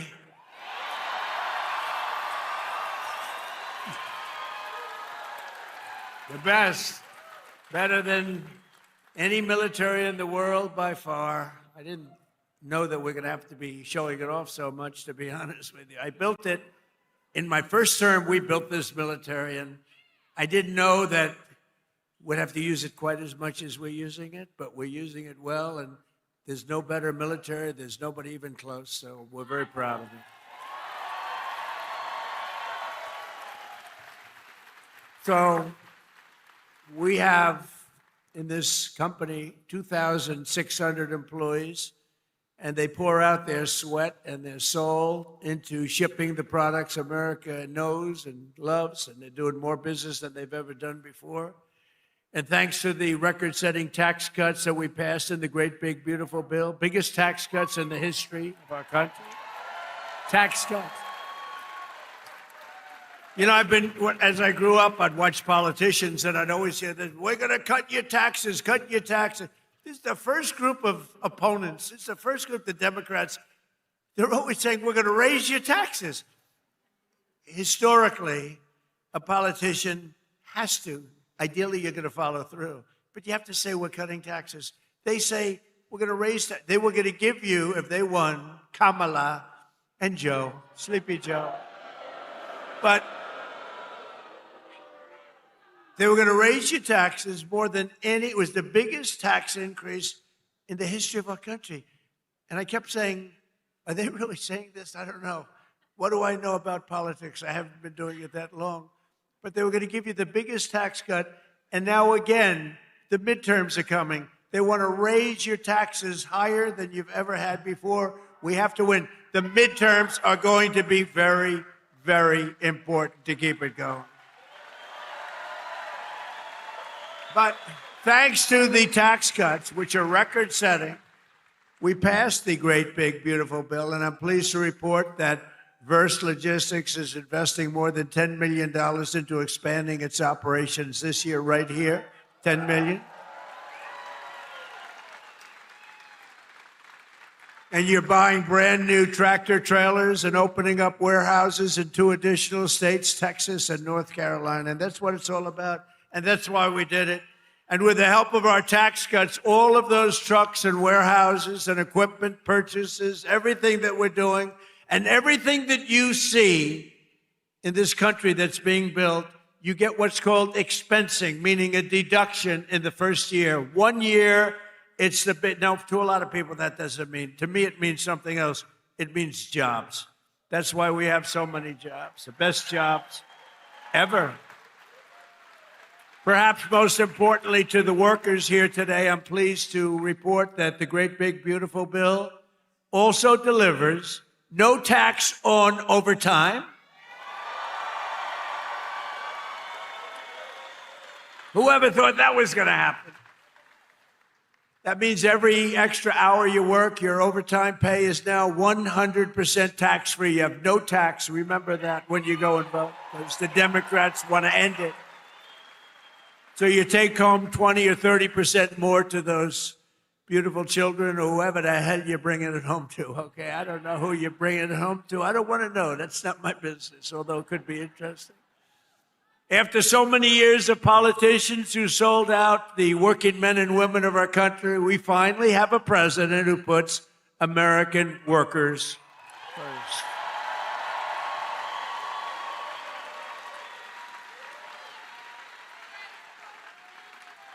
With us today are the front row Joes. You know, they have followed me. What are you up to? About 350 rallies, right? 350 rallies. I don't know what the hell they do. I don't know where they get their money, but they follow me a lot. We have a lot of people. They follow, just like a tour, but they're front row Joes. They're like professionals at getting on the front row. Thank you. And there's a lot of them, too. Thank you very much. Great honor. So a short time ago, under a man named Sleepy Joe Biden, has anyone heard of him? Has anyone heard of him? How about Barack Hussein Obama? He went to Jesse Jackson's funeral.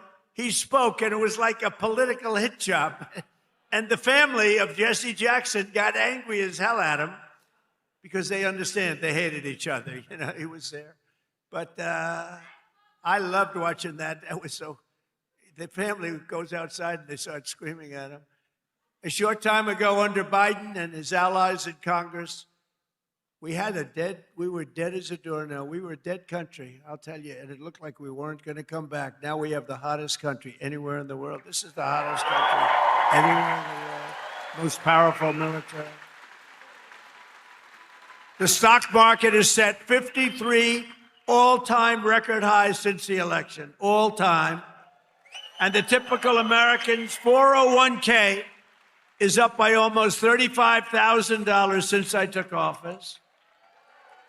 And in 4 years, Joe Biden got less than $1 trillion of new investment into the United States. So think of this. $1 trillion over a period of much less, over a period of 4 years. We got $18 trillion. And Jake Paul knows what that means. $18 trillion in 11 months, because they haven't calculated the 12 months.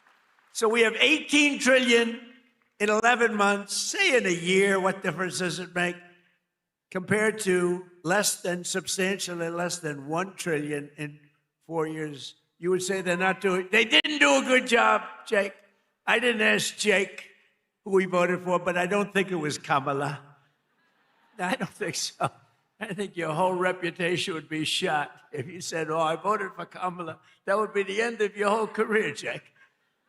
But here in the heartland of America, you're already seeing the results of what we've done. I just came from Thermo Fisher Scientific in Reading, Ohio, right across the way.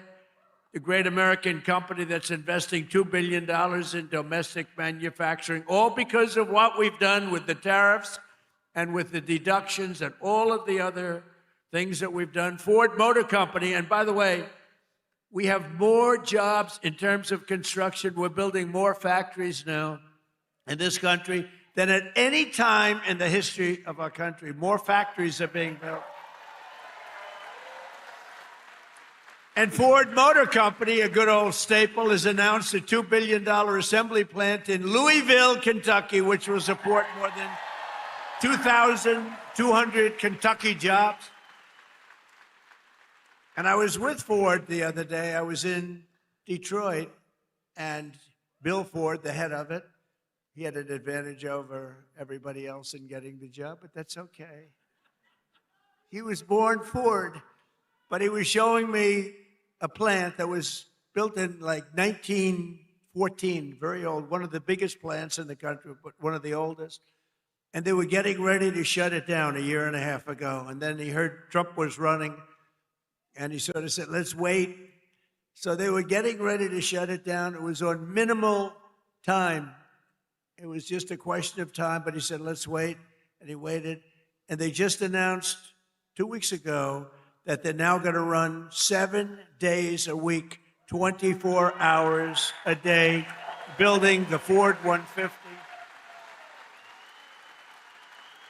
A big difference. It's a big difference. That's a big difference. You shut it down or you run 24 hours a day.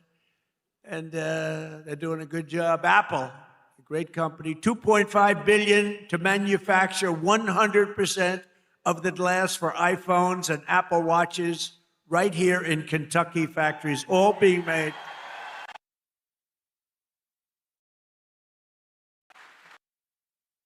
And Apple's spending $650 billion on new plants all over the United States. Think of that. Who the hell else could have done this? Nobody else. Nobody else. I say it kiddingly, but I'm actually not kidding. Nobody else could have.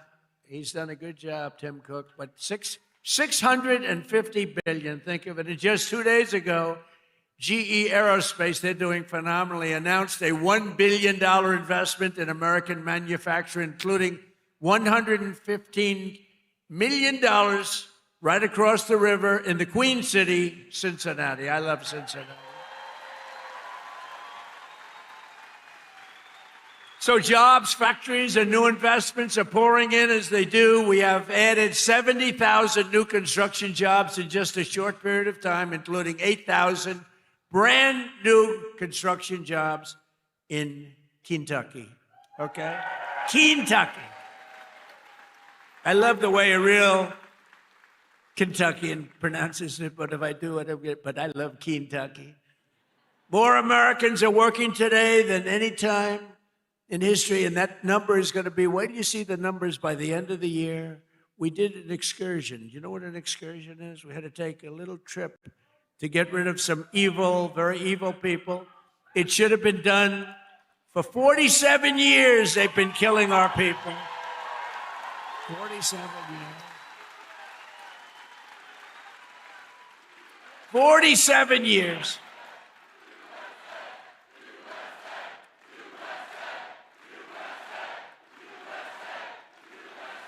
And I can only say this. They were all prepared. They're very strong. You know, they're going to try and take over the whole Middle East. They were going to knock out Israel. They don't know what the hell hit them, right? They don't know what hit them. They got hit by the American military. They don't know. They say, what the hell is happening? They didn't expect anything like this. To bring down energy costs for American workers and families and businesses like this one, we ended the Green New scam. You know the scam? Greatest scam in American history.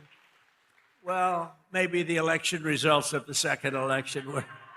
I would say what was the greater scam, the Green New scam or the 2020 rigged election? I would say the 2020. I think the election. I think the election, but what difference? But the main thing is, we said, get out and vote. We're going to do it again. And we're going to make it too big to rig. And that's what we did. We got the highest vote in history. We didn't need that big. We made it too big to rig. We terminated the insane electric vehicle mandate where you were mandated. And I like electric cars. I think they're great. I like electric cars. I think they're great. I like Elon. Not everybody wants an electric car. And I like them. It's a great product, everything, but they have to have. It's a great product, everything. We ended the mandate. Now you can have gasoline. You can have hybrid. Now you can have it all you want. You can have electric. Whatever. They wanted you to buy an electric car. They wanted you by 2030. car. The only one problem, you can't charge it. You ever see a charger? You can't charge it. You ever see a charger? You drive it down, and they say electric charging plant, 150 miles up the road. 150. That's a bad feeling. That's a bad feeling. And we massively increased production of American oil, natural gas, and of American clean, beautiful Kentucky coal. Clean, Kentucky coal. And we're not allowed in the Trump administration. We're not allowed to use the word coal without preceding it with two words, clean, beautiful. We say clean, beautiful coal. And we had Doug Burgum the other day, Secretary of the Interior, who's great, and Chris Wright, Secretary of Energy. And they were giving a long speech on coal. And I tried to stop them. I was in the audience. They kept saying, clean, beautiful coal, clean, beautiful coal, clean, beautiful. And after about like 40 times, I said, wait a minute, just say coal. It's too much. It's too much. But it's clean, beautiful coal, and it's back, and it's roaring back. You know, it's interesting. China uses a lot of coal. China's very smart. They use coal. What they don't use much of, if at all, are windmills. So they make all the windmills, and they sell that garbage to us. Round and round it goes, keeps losing money. Every time it goes around, it loses $25. That's a lot, you know. And kills a lot of birds. Kills them all. You know, if you shoot a beautiful bald eagle, they put you in jail for 5 years. Windmills kill them by the thousands. Okay, figure that one out. Last year, I took action to save 74 coal power plants from crushing restrictions and regulations that were putting them out of business, that would have forced them to shut down, including 4 plants we saved right here in Kentucky. And some of the people that work at those plants are here with us now. It's very powerful, and it is now with modern equipment, clean, beautiful, but it's a very powerful fuel. It's very powerful. And if it wasn't, China and some of these other big behemoths would not be using it. They use it because it's powerful, very, very powerful. The wind, you know, you're watching television and you want to watch, and your beautiful wife, our First Lady, says, I'm sorry, darling, you can't watch tonight. The wind has gone down and we have... But I want to watch myself on television. I want to watch myself debate. She says, I'm sorry, darling, we have absolutely no energy. There's no wind tonight. What a scam. That's a pretty big scam. That's one of the top. I say that's a top 5. It's about 5 that are real beauties. I also announced a lease agreement for $1.5 billion of private sector uranium enrichment facility in Paducah. Paducah. And as we take decisive action to stop the threat posed by the terrorist regime in Iran with Operation Epic Fury.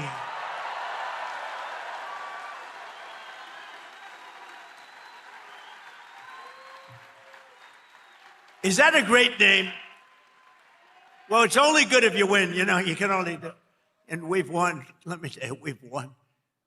You know, you never like to say too early you won. We won. We won the bet. In the first hour, it was over. But we won. But they gave me a list of names at general. Sir, you can pick the name you'd like, sir. I said, the name of what? The name of the attack on Iran, sir. And they gave me like 20 names. And I'm like falling asleep. I didn't like any of them. Then I see Epic Fury. I said, I like that name. I like that name. And my administration, as you know better than anybody, is also working to keep the oil flowing. It's flowing all over. We knocked out, you know, they want to drop some mines. Very friendly people, mines, so boats blow up. And we knocked out as of, you know, every hour I have to change because they knock them out so fast. I've never seen anything. Think of it. They knocked out 54 ships in 2 days, and they're real ships. In fact, I got angry at my people. I said, are they any good? Yeah, they're warships. I said, why the hell did we kill them? Why didn't we just capture them and use them in our Navy?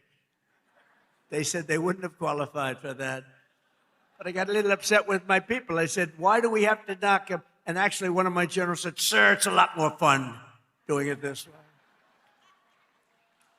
But we knocked out 58 naval ships.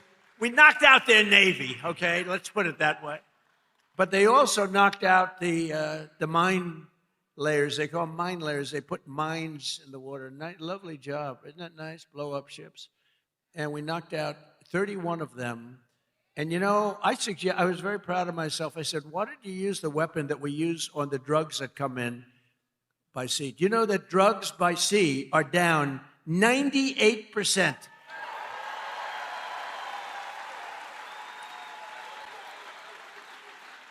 And I said, that's a hell of a weapon.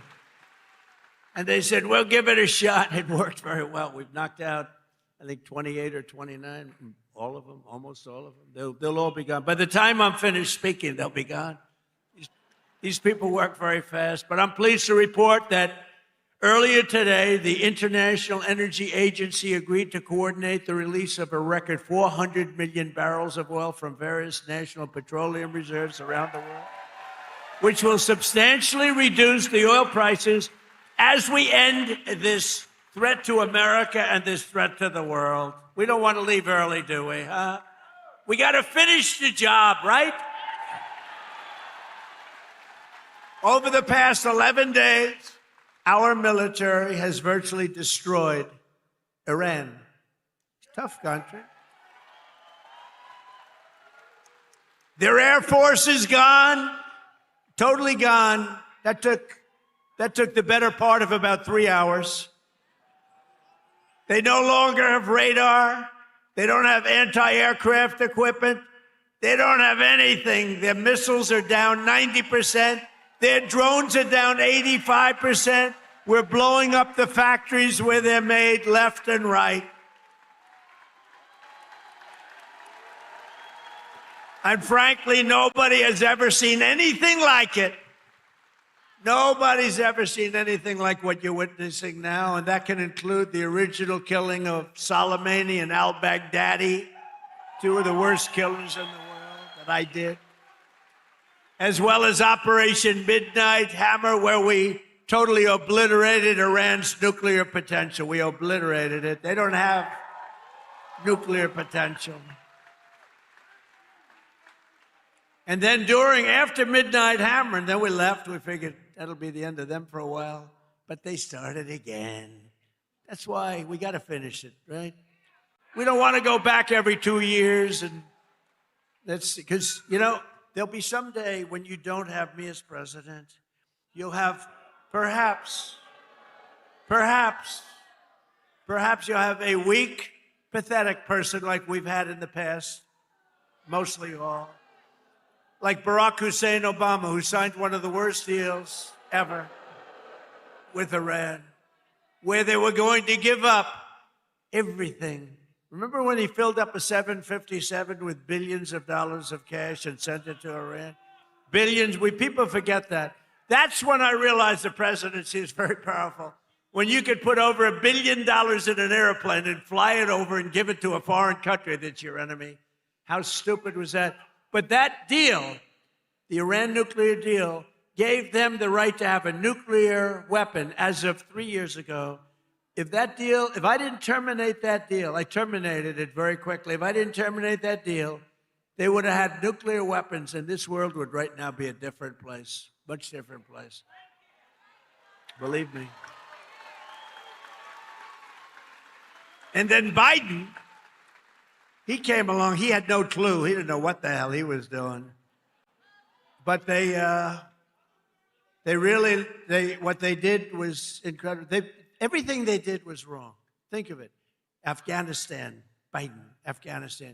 the most embarrassing day in the history of our country. Embarrassing. 13 dead, but hundreds and hundreds are dead I count both sides, I do. I count both sides, sorry. But hundreds and hundreds of people dead.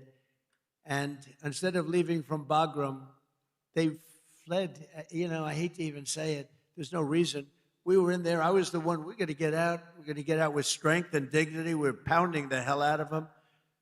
They didn't like Donald Trump, the Taliban. They would do anything I asked them to do. You know that. And this guy comes in, left all the equipment behind. I said, every piece of equipment will be taken out with us. They said, no, it's better to leave the plane. I said, why is it better?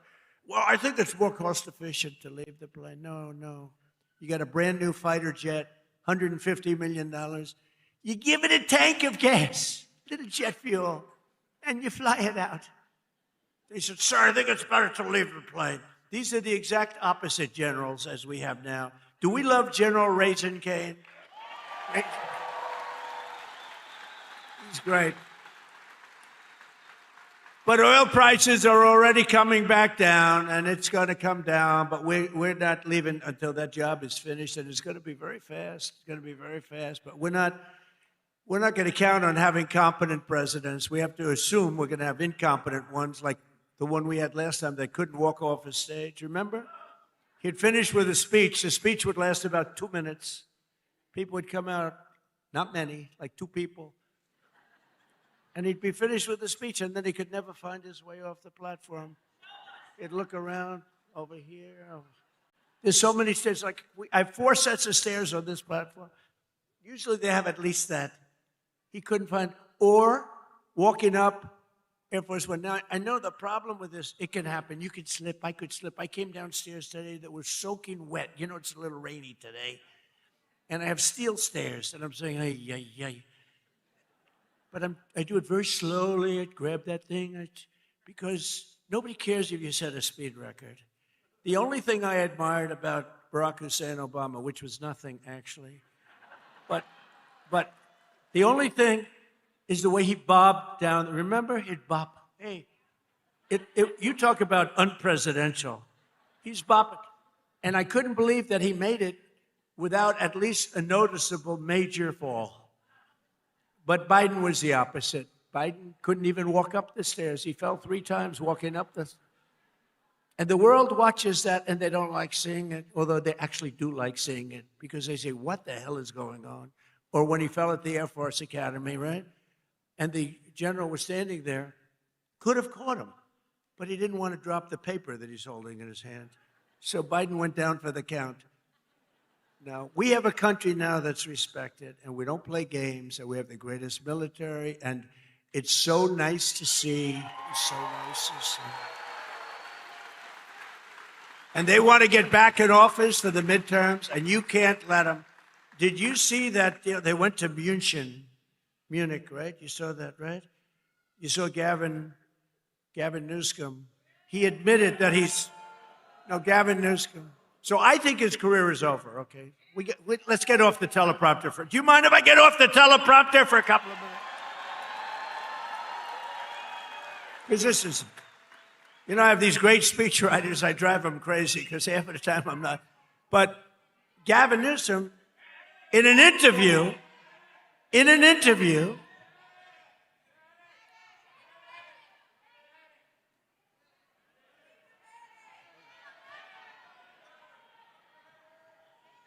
you have a doctor in the house, please? Doctor?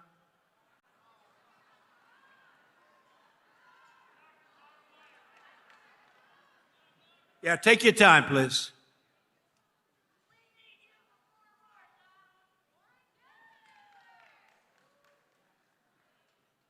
Take your time.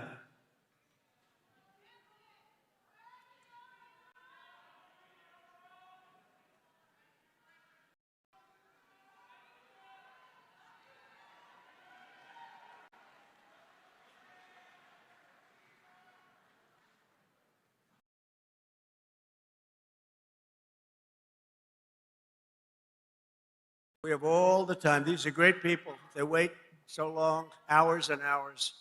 They're great people, right? We have all the time, right?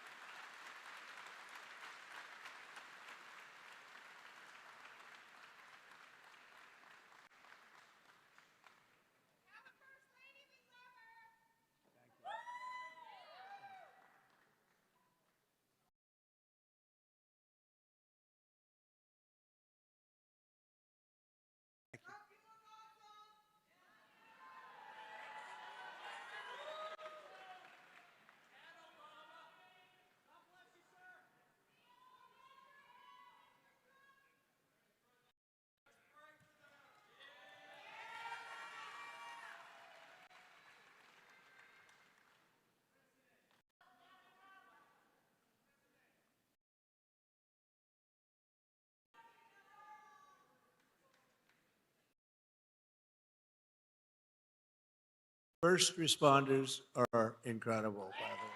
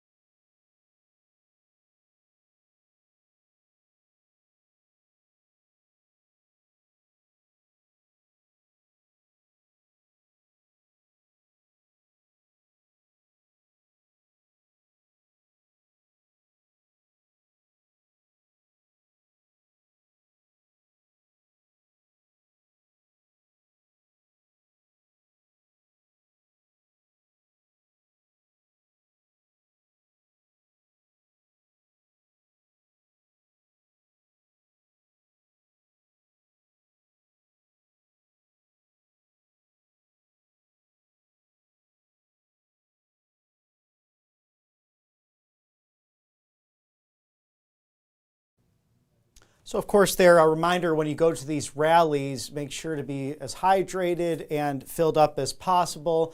It's almost every single time you have someone just passing out, normally okay. But as President Trump said, we are grateful for our first responders. They are truly the best. And talk about duty bound under pressure. Every time I see a police officer or a paramedic or fireman go by, I make sure to say a small prayer, the sign of the cross, because they're doing God's work, going into areas where most people will not be brave enough, and wearing that badge honorably. And in a situation like that, it's really tremendous to have amazing patriots working very hard for those to attend what is your First Amendment right to do, to be at a rally like this and to be with the commander-in-chief there in Hebron, Kentucky. And the president, just in that speech that's coming back to you in moments, taking a short block of time to make sure everyone's okay and restart that, focused on not only affordability, but what's happening in Iran, the success of that, going through the whole list of options of names, coming down to epic fury, giving updates on that, and the oil reserves being opened up worldwide to hopefully bring down some of those costs in the short term. So as the president delivers remarks from Verst Logistics in Hebron, Kentucky, this tri-state area of Indiana, Kentucky, and Ohio will be crucial to the 2026 midterms, with this May 19th primary forthcoming between Mr. Galrain, the former captain in the military Navy SEAL as well, with a Trump endorsement against Congressman Thomas Massie, as the president has said, the most never-Trumper type of congressman there in Washington, D.C., of course, outside of the Democrats. So he's seemingly finding a way to be against the Trump agenda. As the vice president has mentioned, a really good guy, Thomas Massie, but when you're consistently voting with the other side and you're an elected Republican, why were you there to even be in office in the first place? Was it to support the Make America Great Again agenda, or was it to be a showboat? And I think it's a very valid question for Mr. Massie, as he's someone on paper who should be in line with the administration, but we've seen time and again him voting against MAGA common sense principles for the country. but this is going to be really a midterm that's quite like a presidential year, with President Trump on the road on a regular basis, as he's really geared up and kicked that into full strength now post the invasion of Iran, of course, by air and by sea. No boots on the ground outside of the Kurdish operations that we're seeing in the northwest part of the country. Well, some of those statistics as well, 5,500 different targets not only acquired but hit by Israeli and American forces, 60 naval vessels brought deep, deep into the sea, and of course the first time we've seen submarine action, a torpedo taking out just one of the Iranian naval vessels. So much success from the air and the sea. And as the skies over Tehran and throughout Iran, roughly the size and landmass of the great state of Alaska, we will see if they will need boots on the ground. Ideally not, but this operation roughly getting closer to 2 weeks now, week and a half at that.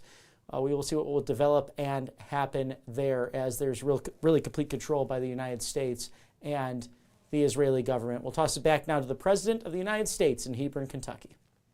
Okay, so think of that. You have no tax on Social Security, 800,000 seniors, and they will end it.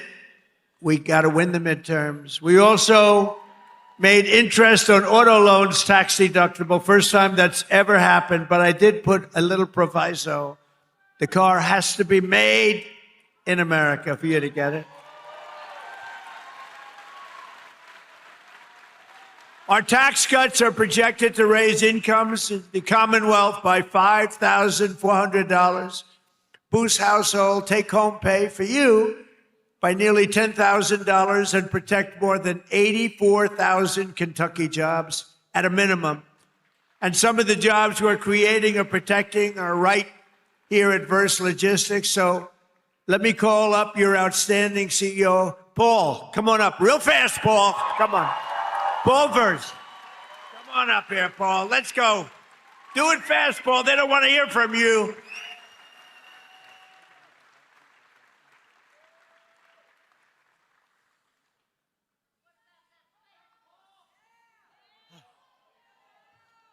I wish I could have gone before him, Mr. President. Thank you, President Trump. Thank you for allowing me an opportunity to share our experiences, how your economic policies and the one big, beautiful bill have positively impacted our employees, company, and family. As mentioned in your earlier comments, the no tax on overtime will greatly benefit our employees, producing an average of $1,400 additional take-home pay per year per person.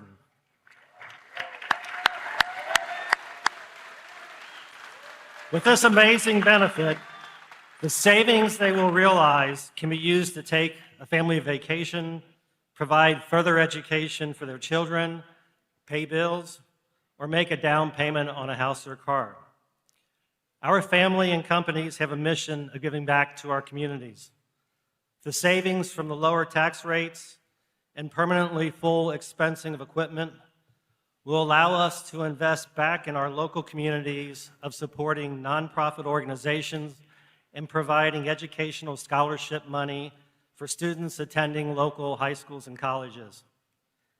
Many of our Verst family owners and members who are with us today understands how vital the extension of the estate tax credit exemption is for the continuity and succession planning of our great family business. Our sweat and equity are tied to this building, many others, and our business. Without this extension, it is possible our thriving business would one day need to be sold to pay family estate taxes. President Trump, this is all possible because of your vision to make America great again.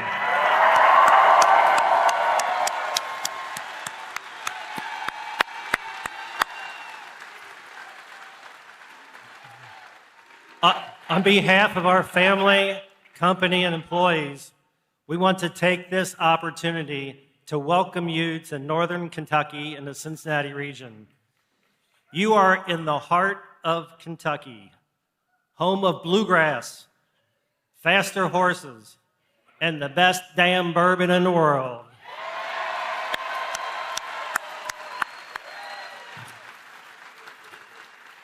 You are in Trump country right now.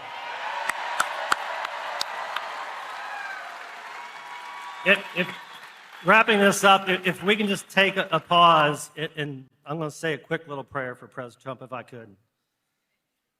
May God bless and keep you healthy and safe. And may God bless our beloved United States of America and everything it stands for. Thank you, President Trump.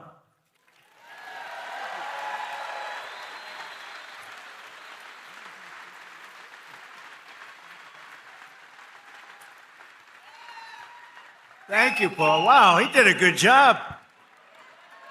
You think that's easy to do? That's not easy. Oftentimes I'll say to the head of a company, please come up and say, no, I don't want to do it. Very good. Thank you very much. Thank you for the prayer. Also with us today is Sammy Biddle, who works at the restaurant and bar in nearby Newport, Kentucky. Sammy makes over half of her income through tips. And now, thanks to the no tax on tips, her tax liability has been slashed by more than 50%.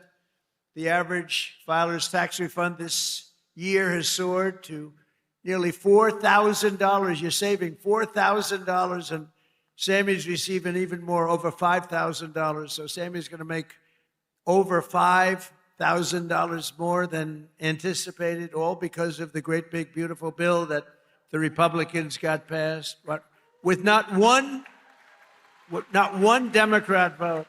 They want to raise your taxes. They're going to raise your taxes. So, Sammy, come on up for a second and say hello, Sammy.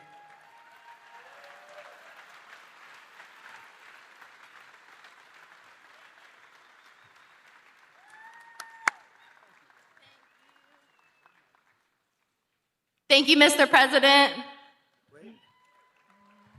Oh, there we go. Hello, everyone. My name is Sammy Biddle, and I am a general manager and bartender at a local distillery in Newport, Kentucky called Pensive Distilling.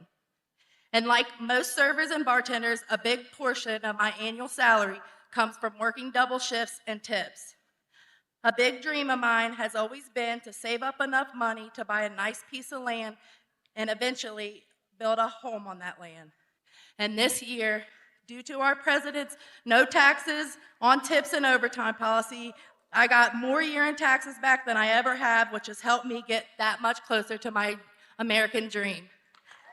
Thank you, Mr. President.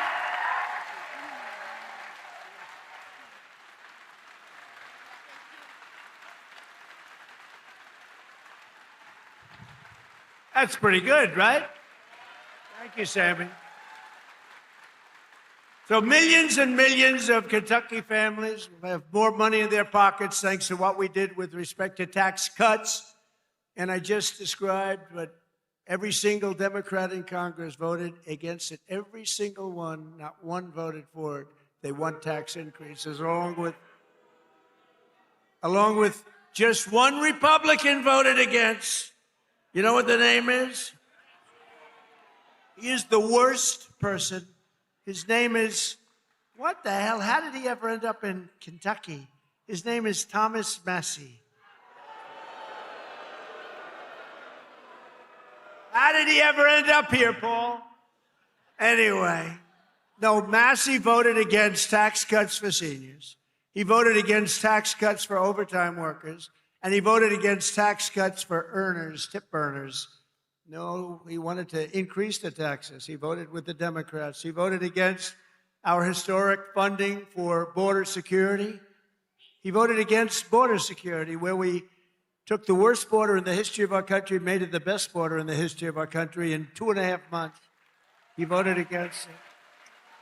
And he voted against eligibility verification for welfare recipients. Nobody has to be eligible. Just pick up whatever you want. The people in this room don't like that. Thomas Massey also voted with the radical left Democrats in Congress to keep the federal government shut down during the open border crusade while our military went without pay. He voted for our military not to get their pay. And now Massey, he's the worst. And I don't say that. I never hit a guy like this. The guy's a vote. We call him Rand Paul Jr. He votes against everything. But at least I like Rand a little bit. Can't love a guy that votes. I got him elected twice. If I didn't endorse him, he was not going to get elected. Do you remember that? I came and I did a little rally, and Rand votes against us all the time too, but at least he's okay. I wouldn't say the greatest. And now Thomas Massey is attacking a great Navy SEAL hero. This is a real hero, Ed Galrine, who's running against him in the primary.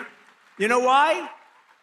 Because he's not doing right for our president. He didn't want to run for office. He's a hero. He's a farmer hero. He's a tremendous war hero, but he's a farmer right here.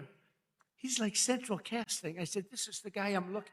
I wanted to just give me somebody with a warm body to beat Massey. And I got somebody with a warm body, but a big, beautiful brain and a great patriot. He's unbelievable. And he did it because he said he's disrespecting our country. He votes against everything.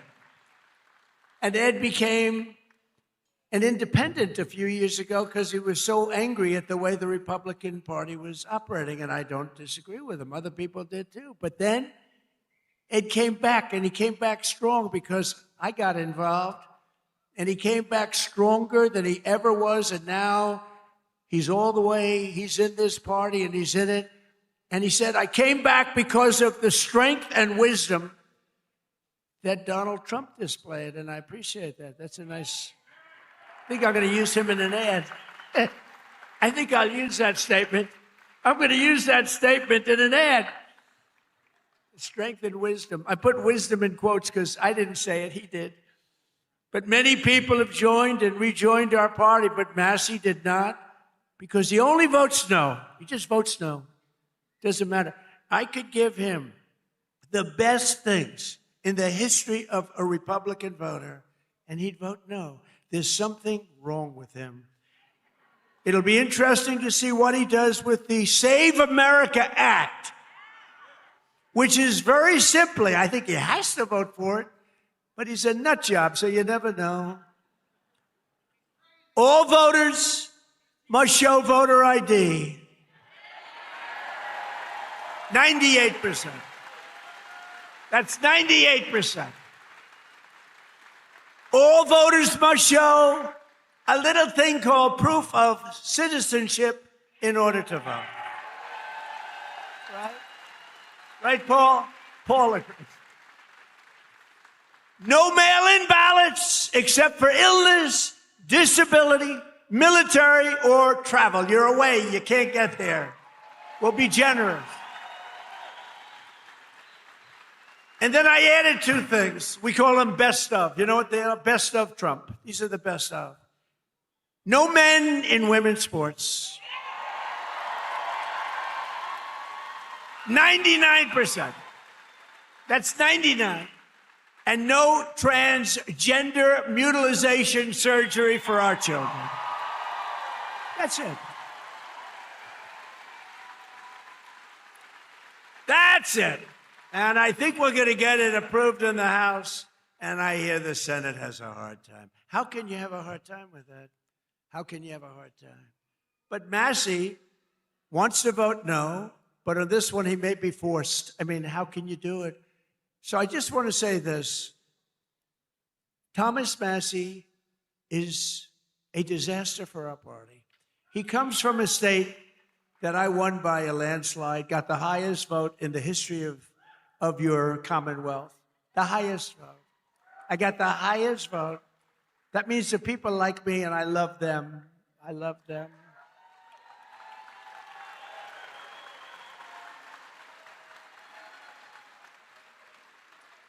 I love them more than they love me, but I still got the highest.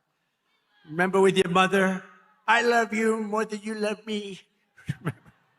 We revert back to childhood. But Massey's a complete and total disaster as a congressman and, frankly, as a human being. You know, he's got one thing going. He went to a good college. But I know a lot of stupid people that went to a good college. And my uncle was the longest serving professor in the history of that particular college, university, MIT. 41 years. My uncle was there 41 years. So that means I have much better blood if you go by that. But I went to the hardest college of all to get into, the Wharton School of Finance. That means I'm real smart. We got to get rid of this loser. This guy is bad. He's disloyal to the Republican Party. He's disloyal to the people of Kentucky. And most importantly, he is disloyal to the United States of America. And he's got to be voted out of office as soon as possible. On the other hand, Ed Galron has my complete and total endorsement. He's a true American hero, and he's a great patriot, and he's doing it because he saw what this guy was doing to our country, and he said, I'm going to run. He's now a farmer, successful farmer, and I can tell you, he's strong as hell. He shook my hand. My hand is still recovering. Sir, I'd like to shake your hand. Absolutely. Holy mackerel. I didn't tell him that, you know. I'm telling him now officially. Ed, would you come up for a minute, please?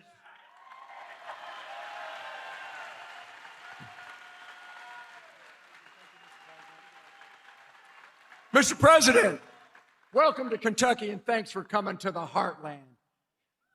Because you are loved and admired here for your courageous leadership of our great nation at such a critical time in history. Thank you, Mr. President. Thank you. This is the land of we the people, right here. I want to thank you for your endorsement, because once you did that, my support skyrocketed. So I look forward to serving to the people as their representative of Kentucky District 4. Because as you folks know, you deserve an authentic, true Republican conservative that stands shoulder to shoulder with our president and the Republican Party and against the Democrats who are trying to destroy our nation.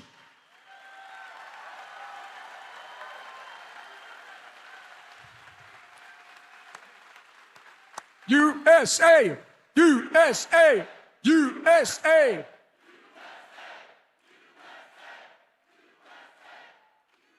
So, Mr. President, I will stand with you and the party to put America first and Kentucky always.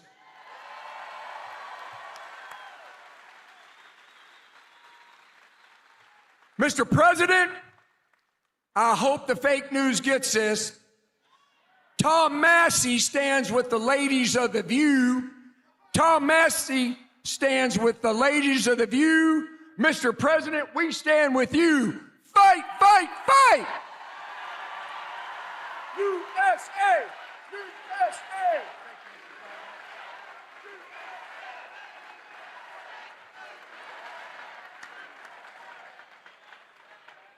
I'm telling you, that is the greatest candidate. You know, I've done this before, not quite as violently and miserably as this one, but I just can't stand this guy. But I've had some candidates that weren't great. They'd get up, they wouldn't talk well. And I'm trying to beat like an incumbent bad congressman, senator, somebody. I do it all the time. If somebody's bad, I try and get him out of office. I should just leave it alone. My life would be a lot easier. Right? But I have usually candidates that don't have what it takes. This guy is unbelievable. He is central casting. Just elect him. You're going to have no problems with him. Thank you. Ed, thank you. Unbelievable. That's great. He's a good man. With us today are some of the amazing warriors who, unlike Massey, stood up for the working people of this Commonwealth, this great group of people, the people that built the nation. including a wonderful man who's been with me all the way, Congressman Andy Barr.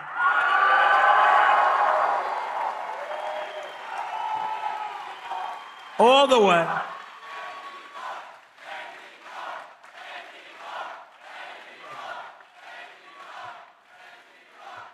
He's a good guy and a warrior. Also with us is a senator who came from really behind. He really didn't have a good chance of winning. The guy was a longtime senator, Democrat, he's terrible. He's running again, he's terrible. He was a terrible radical left lunatic. But Bernie Moreno did some job on him, and he won the race, and it was amazing.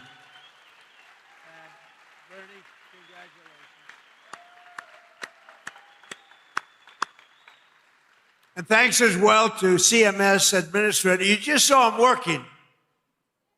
Dr. Mehmet Oz. He was just working.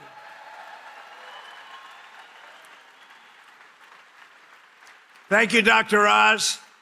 Director of the Center for Medicare, who's an incredible guy, helped us so much with the reduction in drug prices that you got, the biggest reduction in history.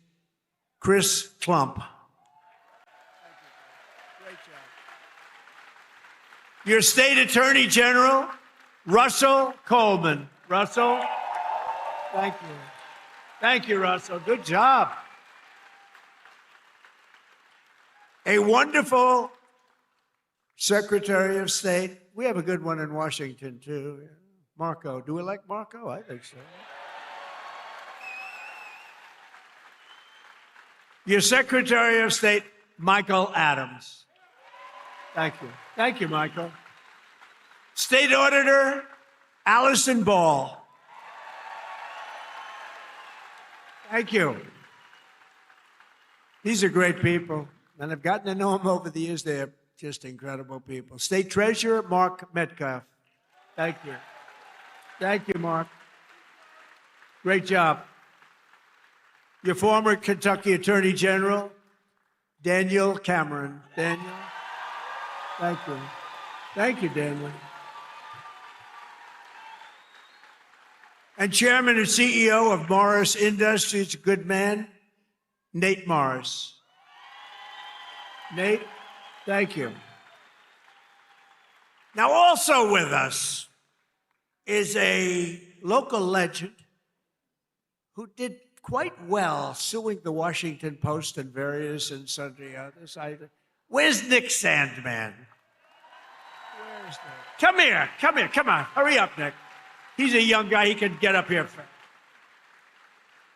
Guy walked away with a lot of money. They did a number on him. He said, we're not going to take it anymore. I love these guys.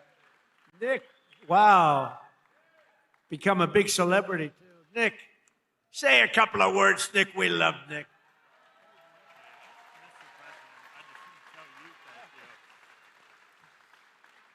Well, thank you. And as I just said, really, the only thing I can say is, Mr. President, thank you. Thank you, and thank you to all of you, because it's us together which can beat the radical left. So thank you. We will always stand with you.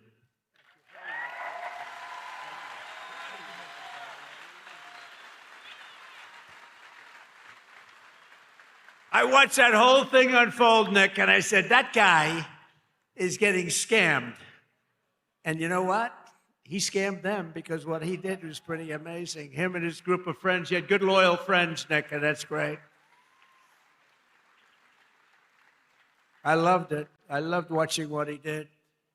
And another one who's, this guy is a piece of work. He a very tough cookie. But instead of fighting like a guy his own size, he fights a guy who's like 70 pounds bigger, who won, he's like a two-time Olympian champion. He's this massive guy. And my friend is a guy named Jake Paul. And I said, and I'm watching, I didn't realize there was a slight size variance, like about 7 inches and about 70 pounds.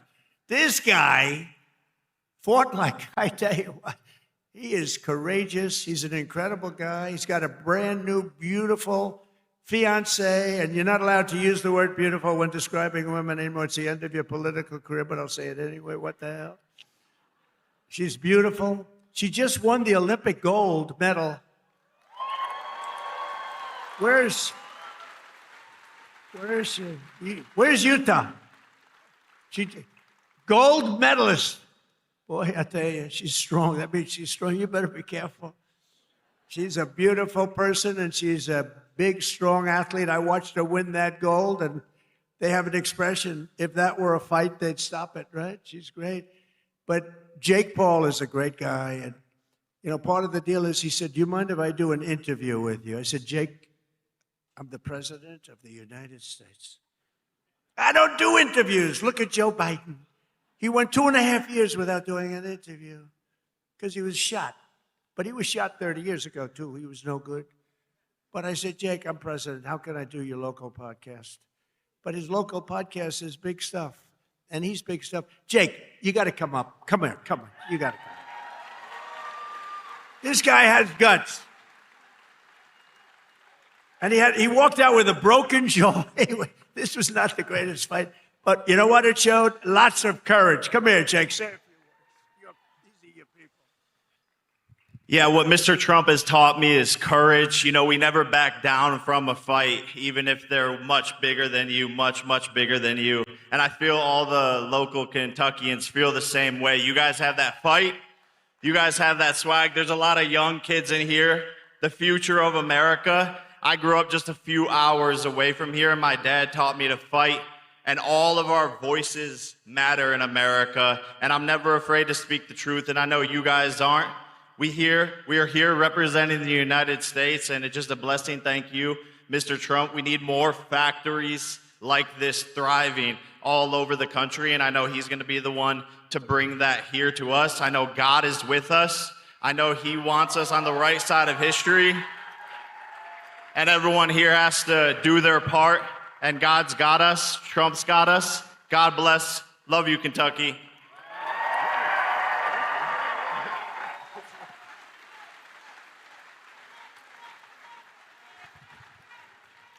No, he's a great guy. He's a courageous guy and a talented guy. He's a hell of a fighter, too, by the way. And I just want to say, I'm going to make a prediction that you will be, in the not-too-distant future, running for political office, okay?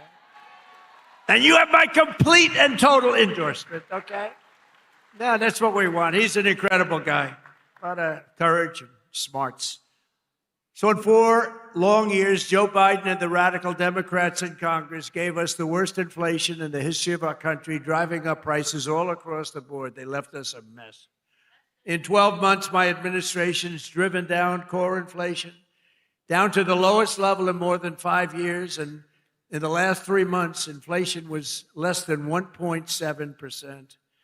Under our policies, prices for chicken, eggs, cheese, butter, potatoes, and fresh fruit are lower today by a lot than when I took office. Hotel rates, automobile prices, and rent payments are way down as well. As a result of my direction to purchase $200 billion in mortgage bonds, a risky move, perhaps, but not for me.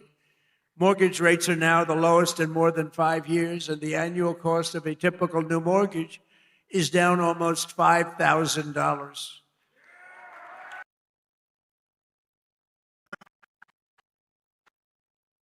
Their American dream, I recently signed an executive order to ban large Wall Street investment firms from buying up single-family homes.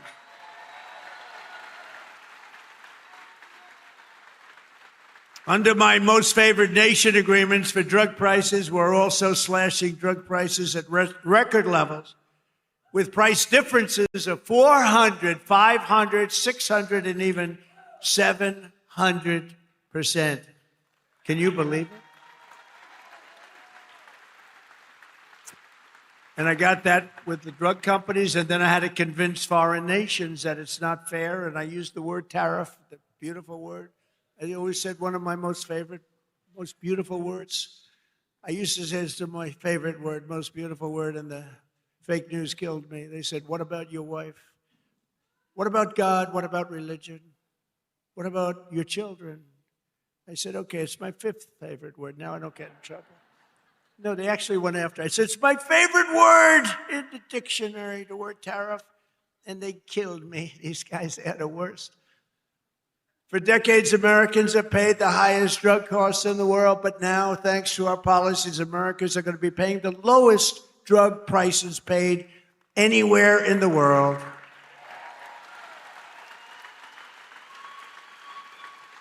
And these incredible price reductions are available right now at, and I did not name this. This was done by Dr. Oz and Bobby. Where's Oz? He's back with the patient. See, he stays with the patient. Where's Oz? Oz, is it true that I did not name this after myself? Okay, thank you. If he said no, he'd be out of here. No, he's done a great job. And is she okay, Oz? Good. Thank you. Great. Great job. She's okay.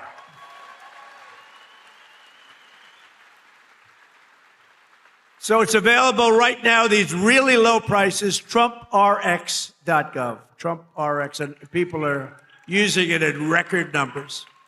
He named it, I didn't name it. I'm not sure I want my name on drug.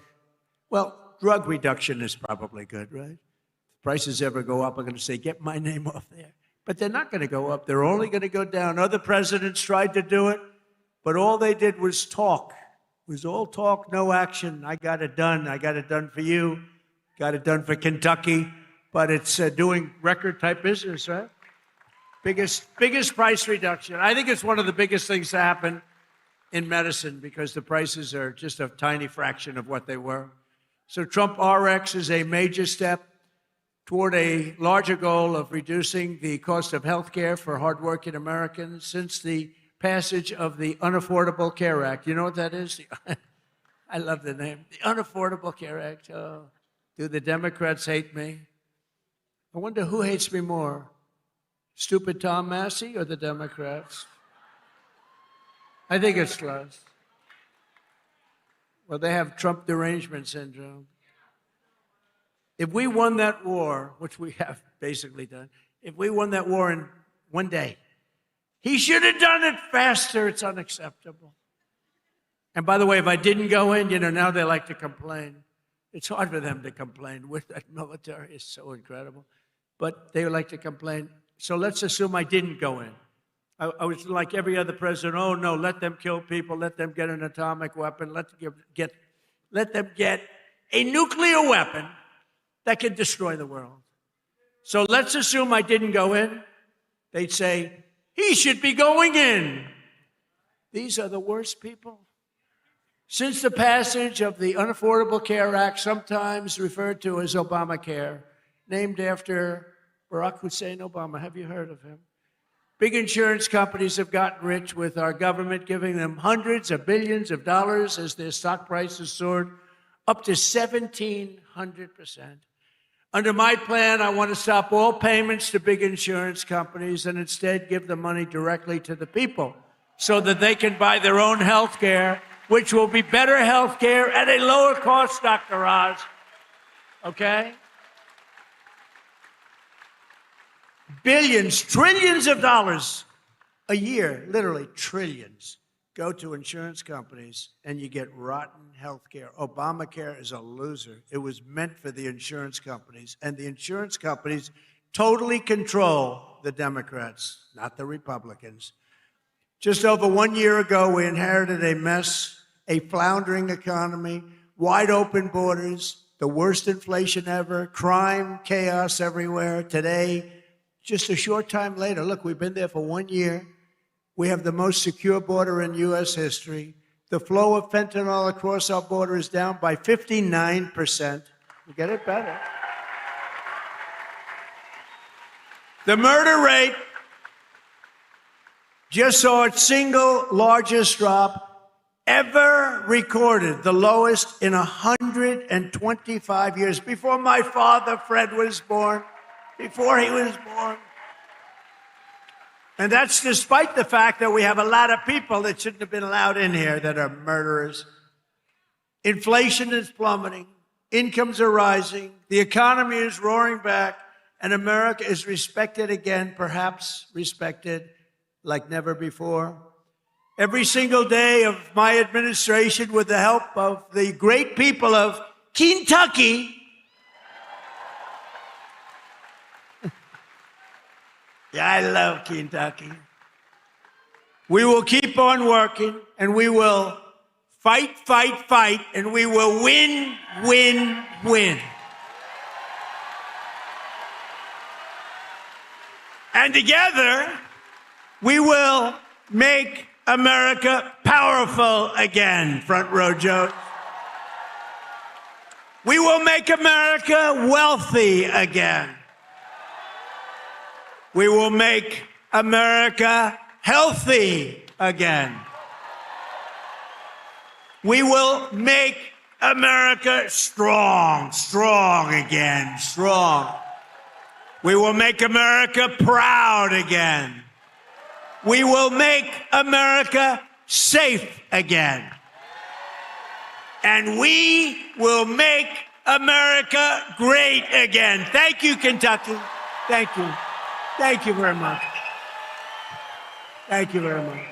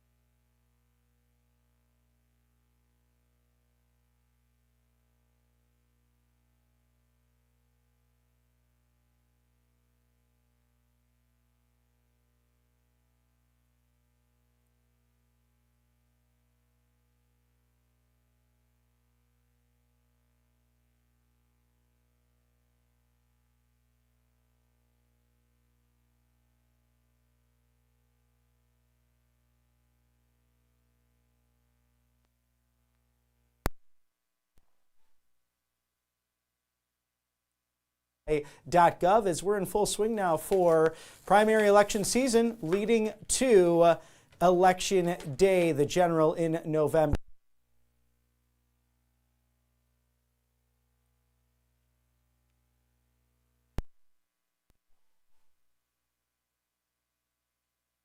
And good night and God bless. For all my colleagues here at Right Side Broadcasting Network, I'm Robert McNeely. Good night, be safe, see you soon.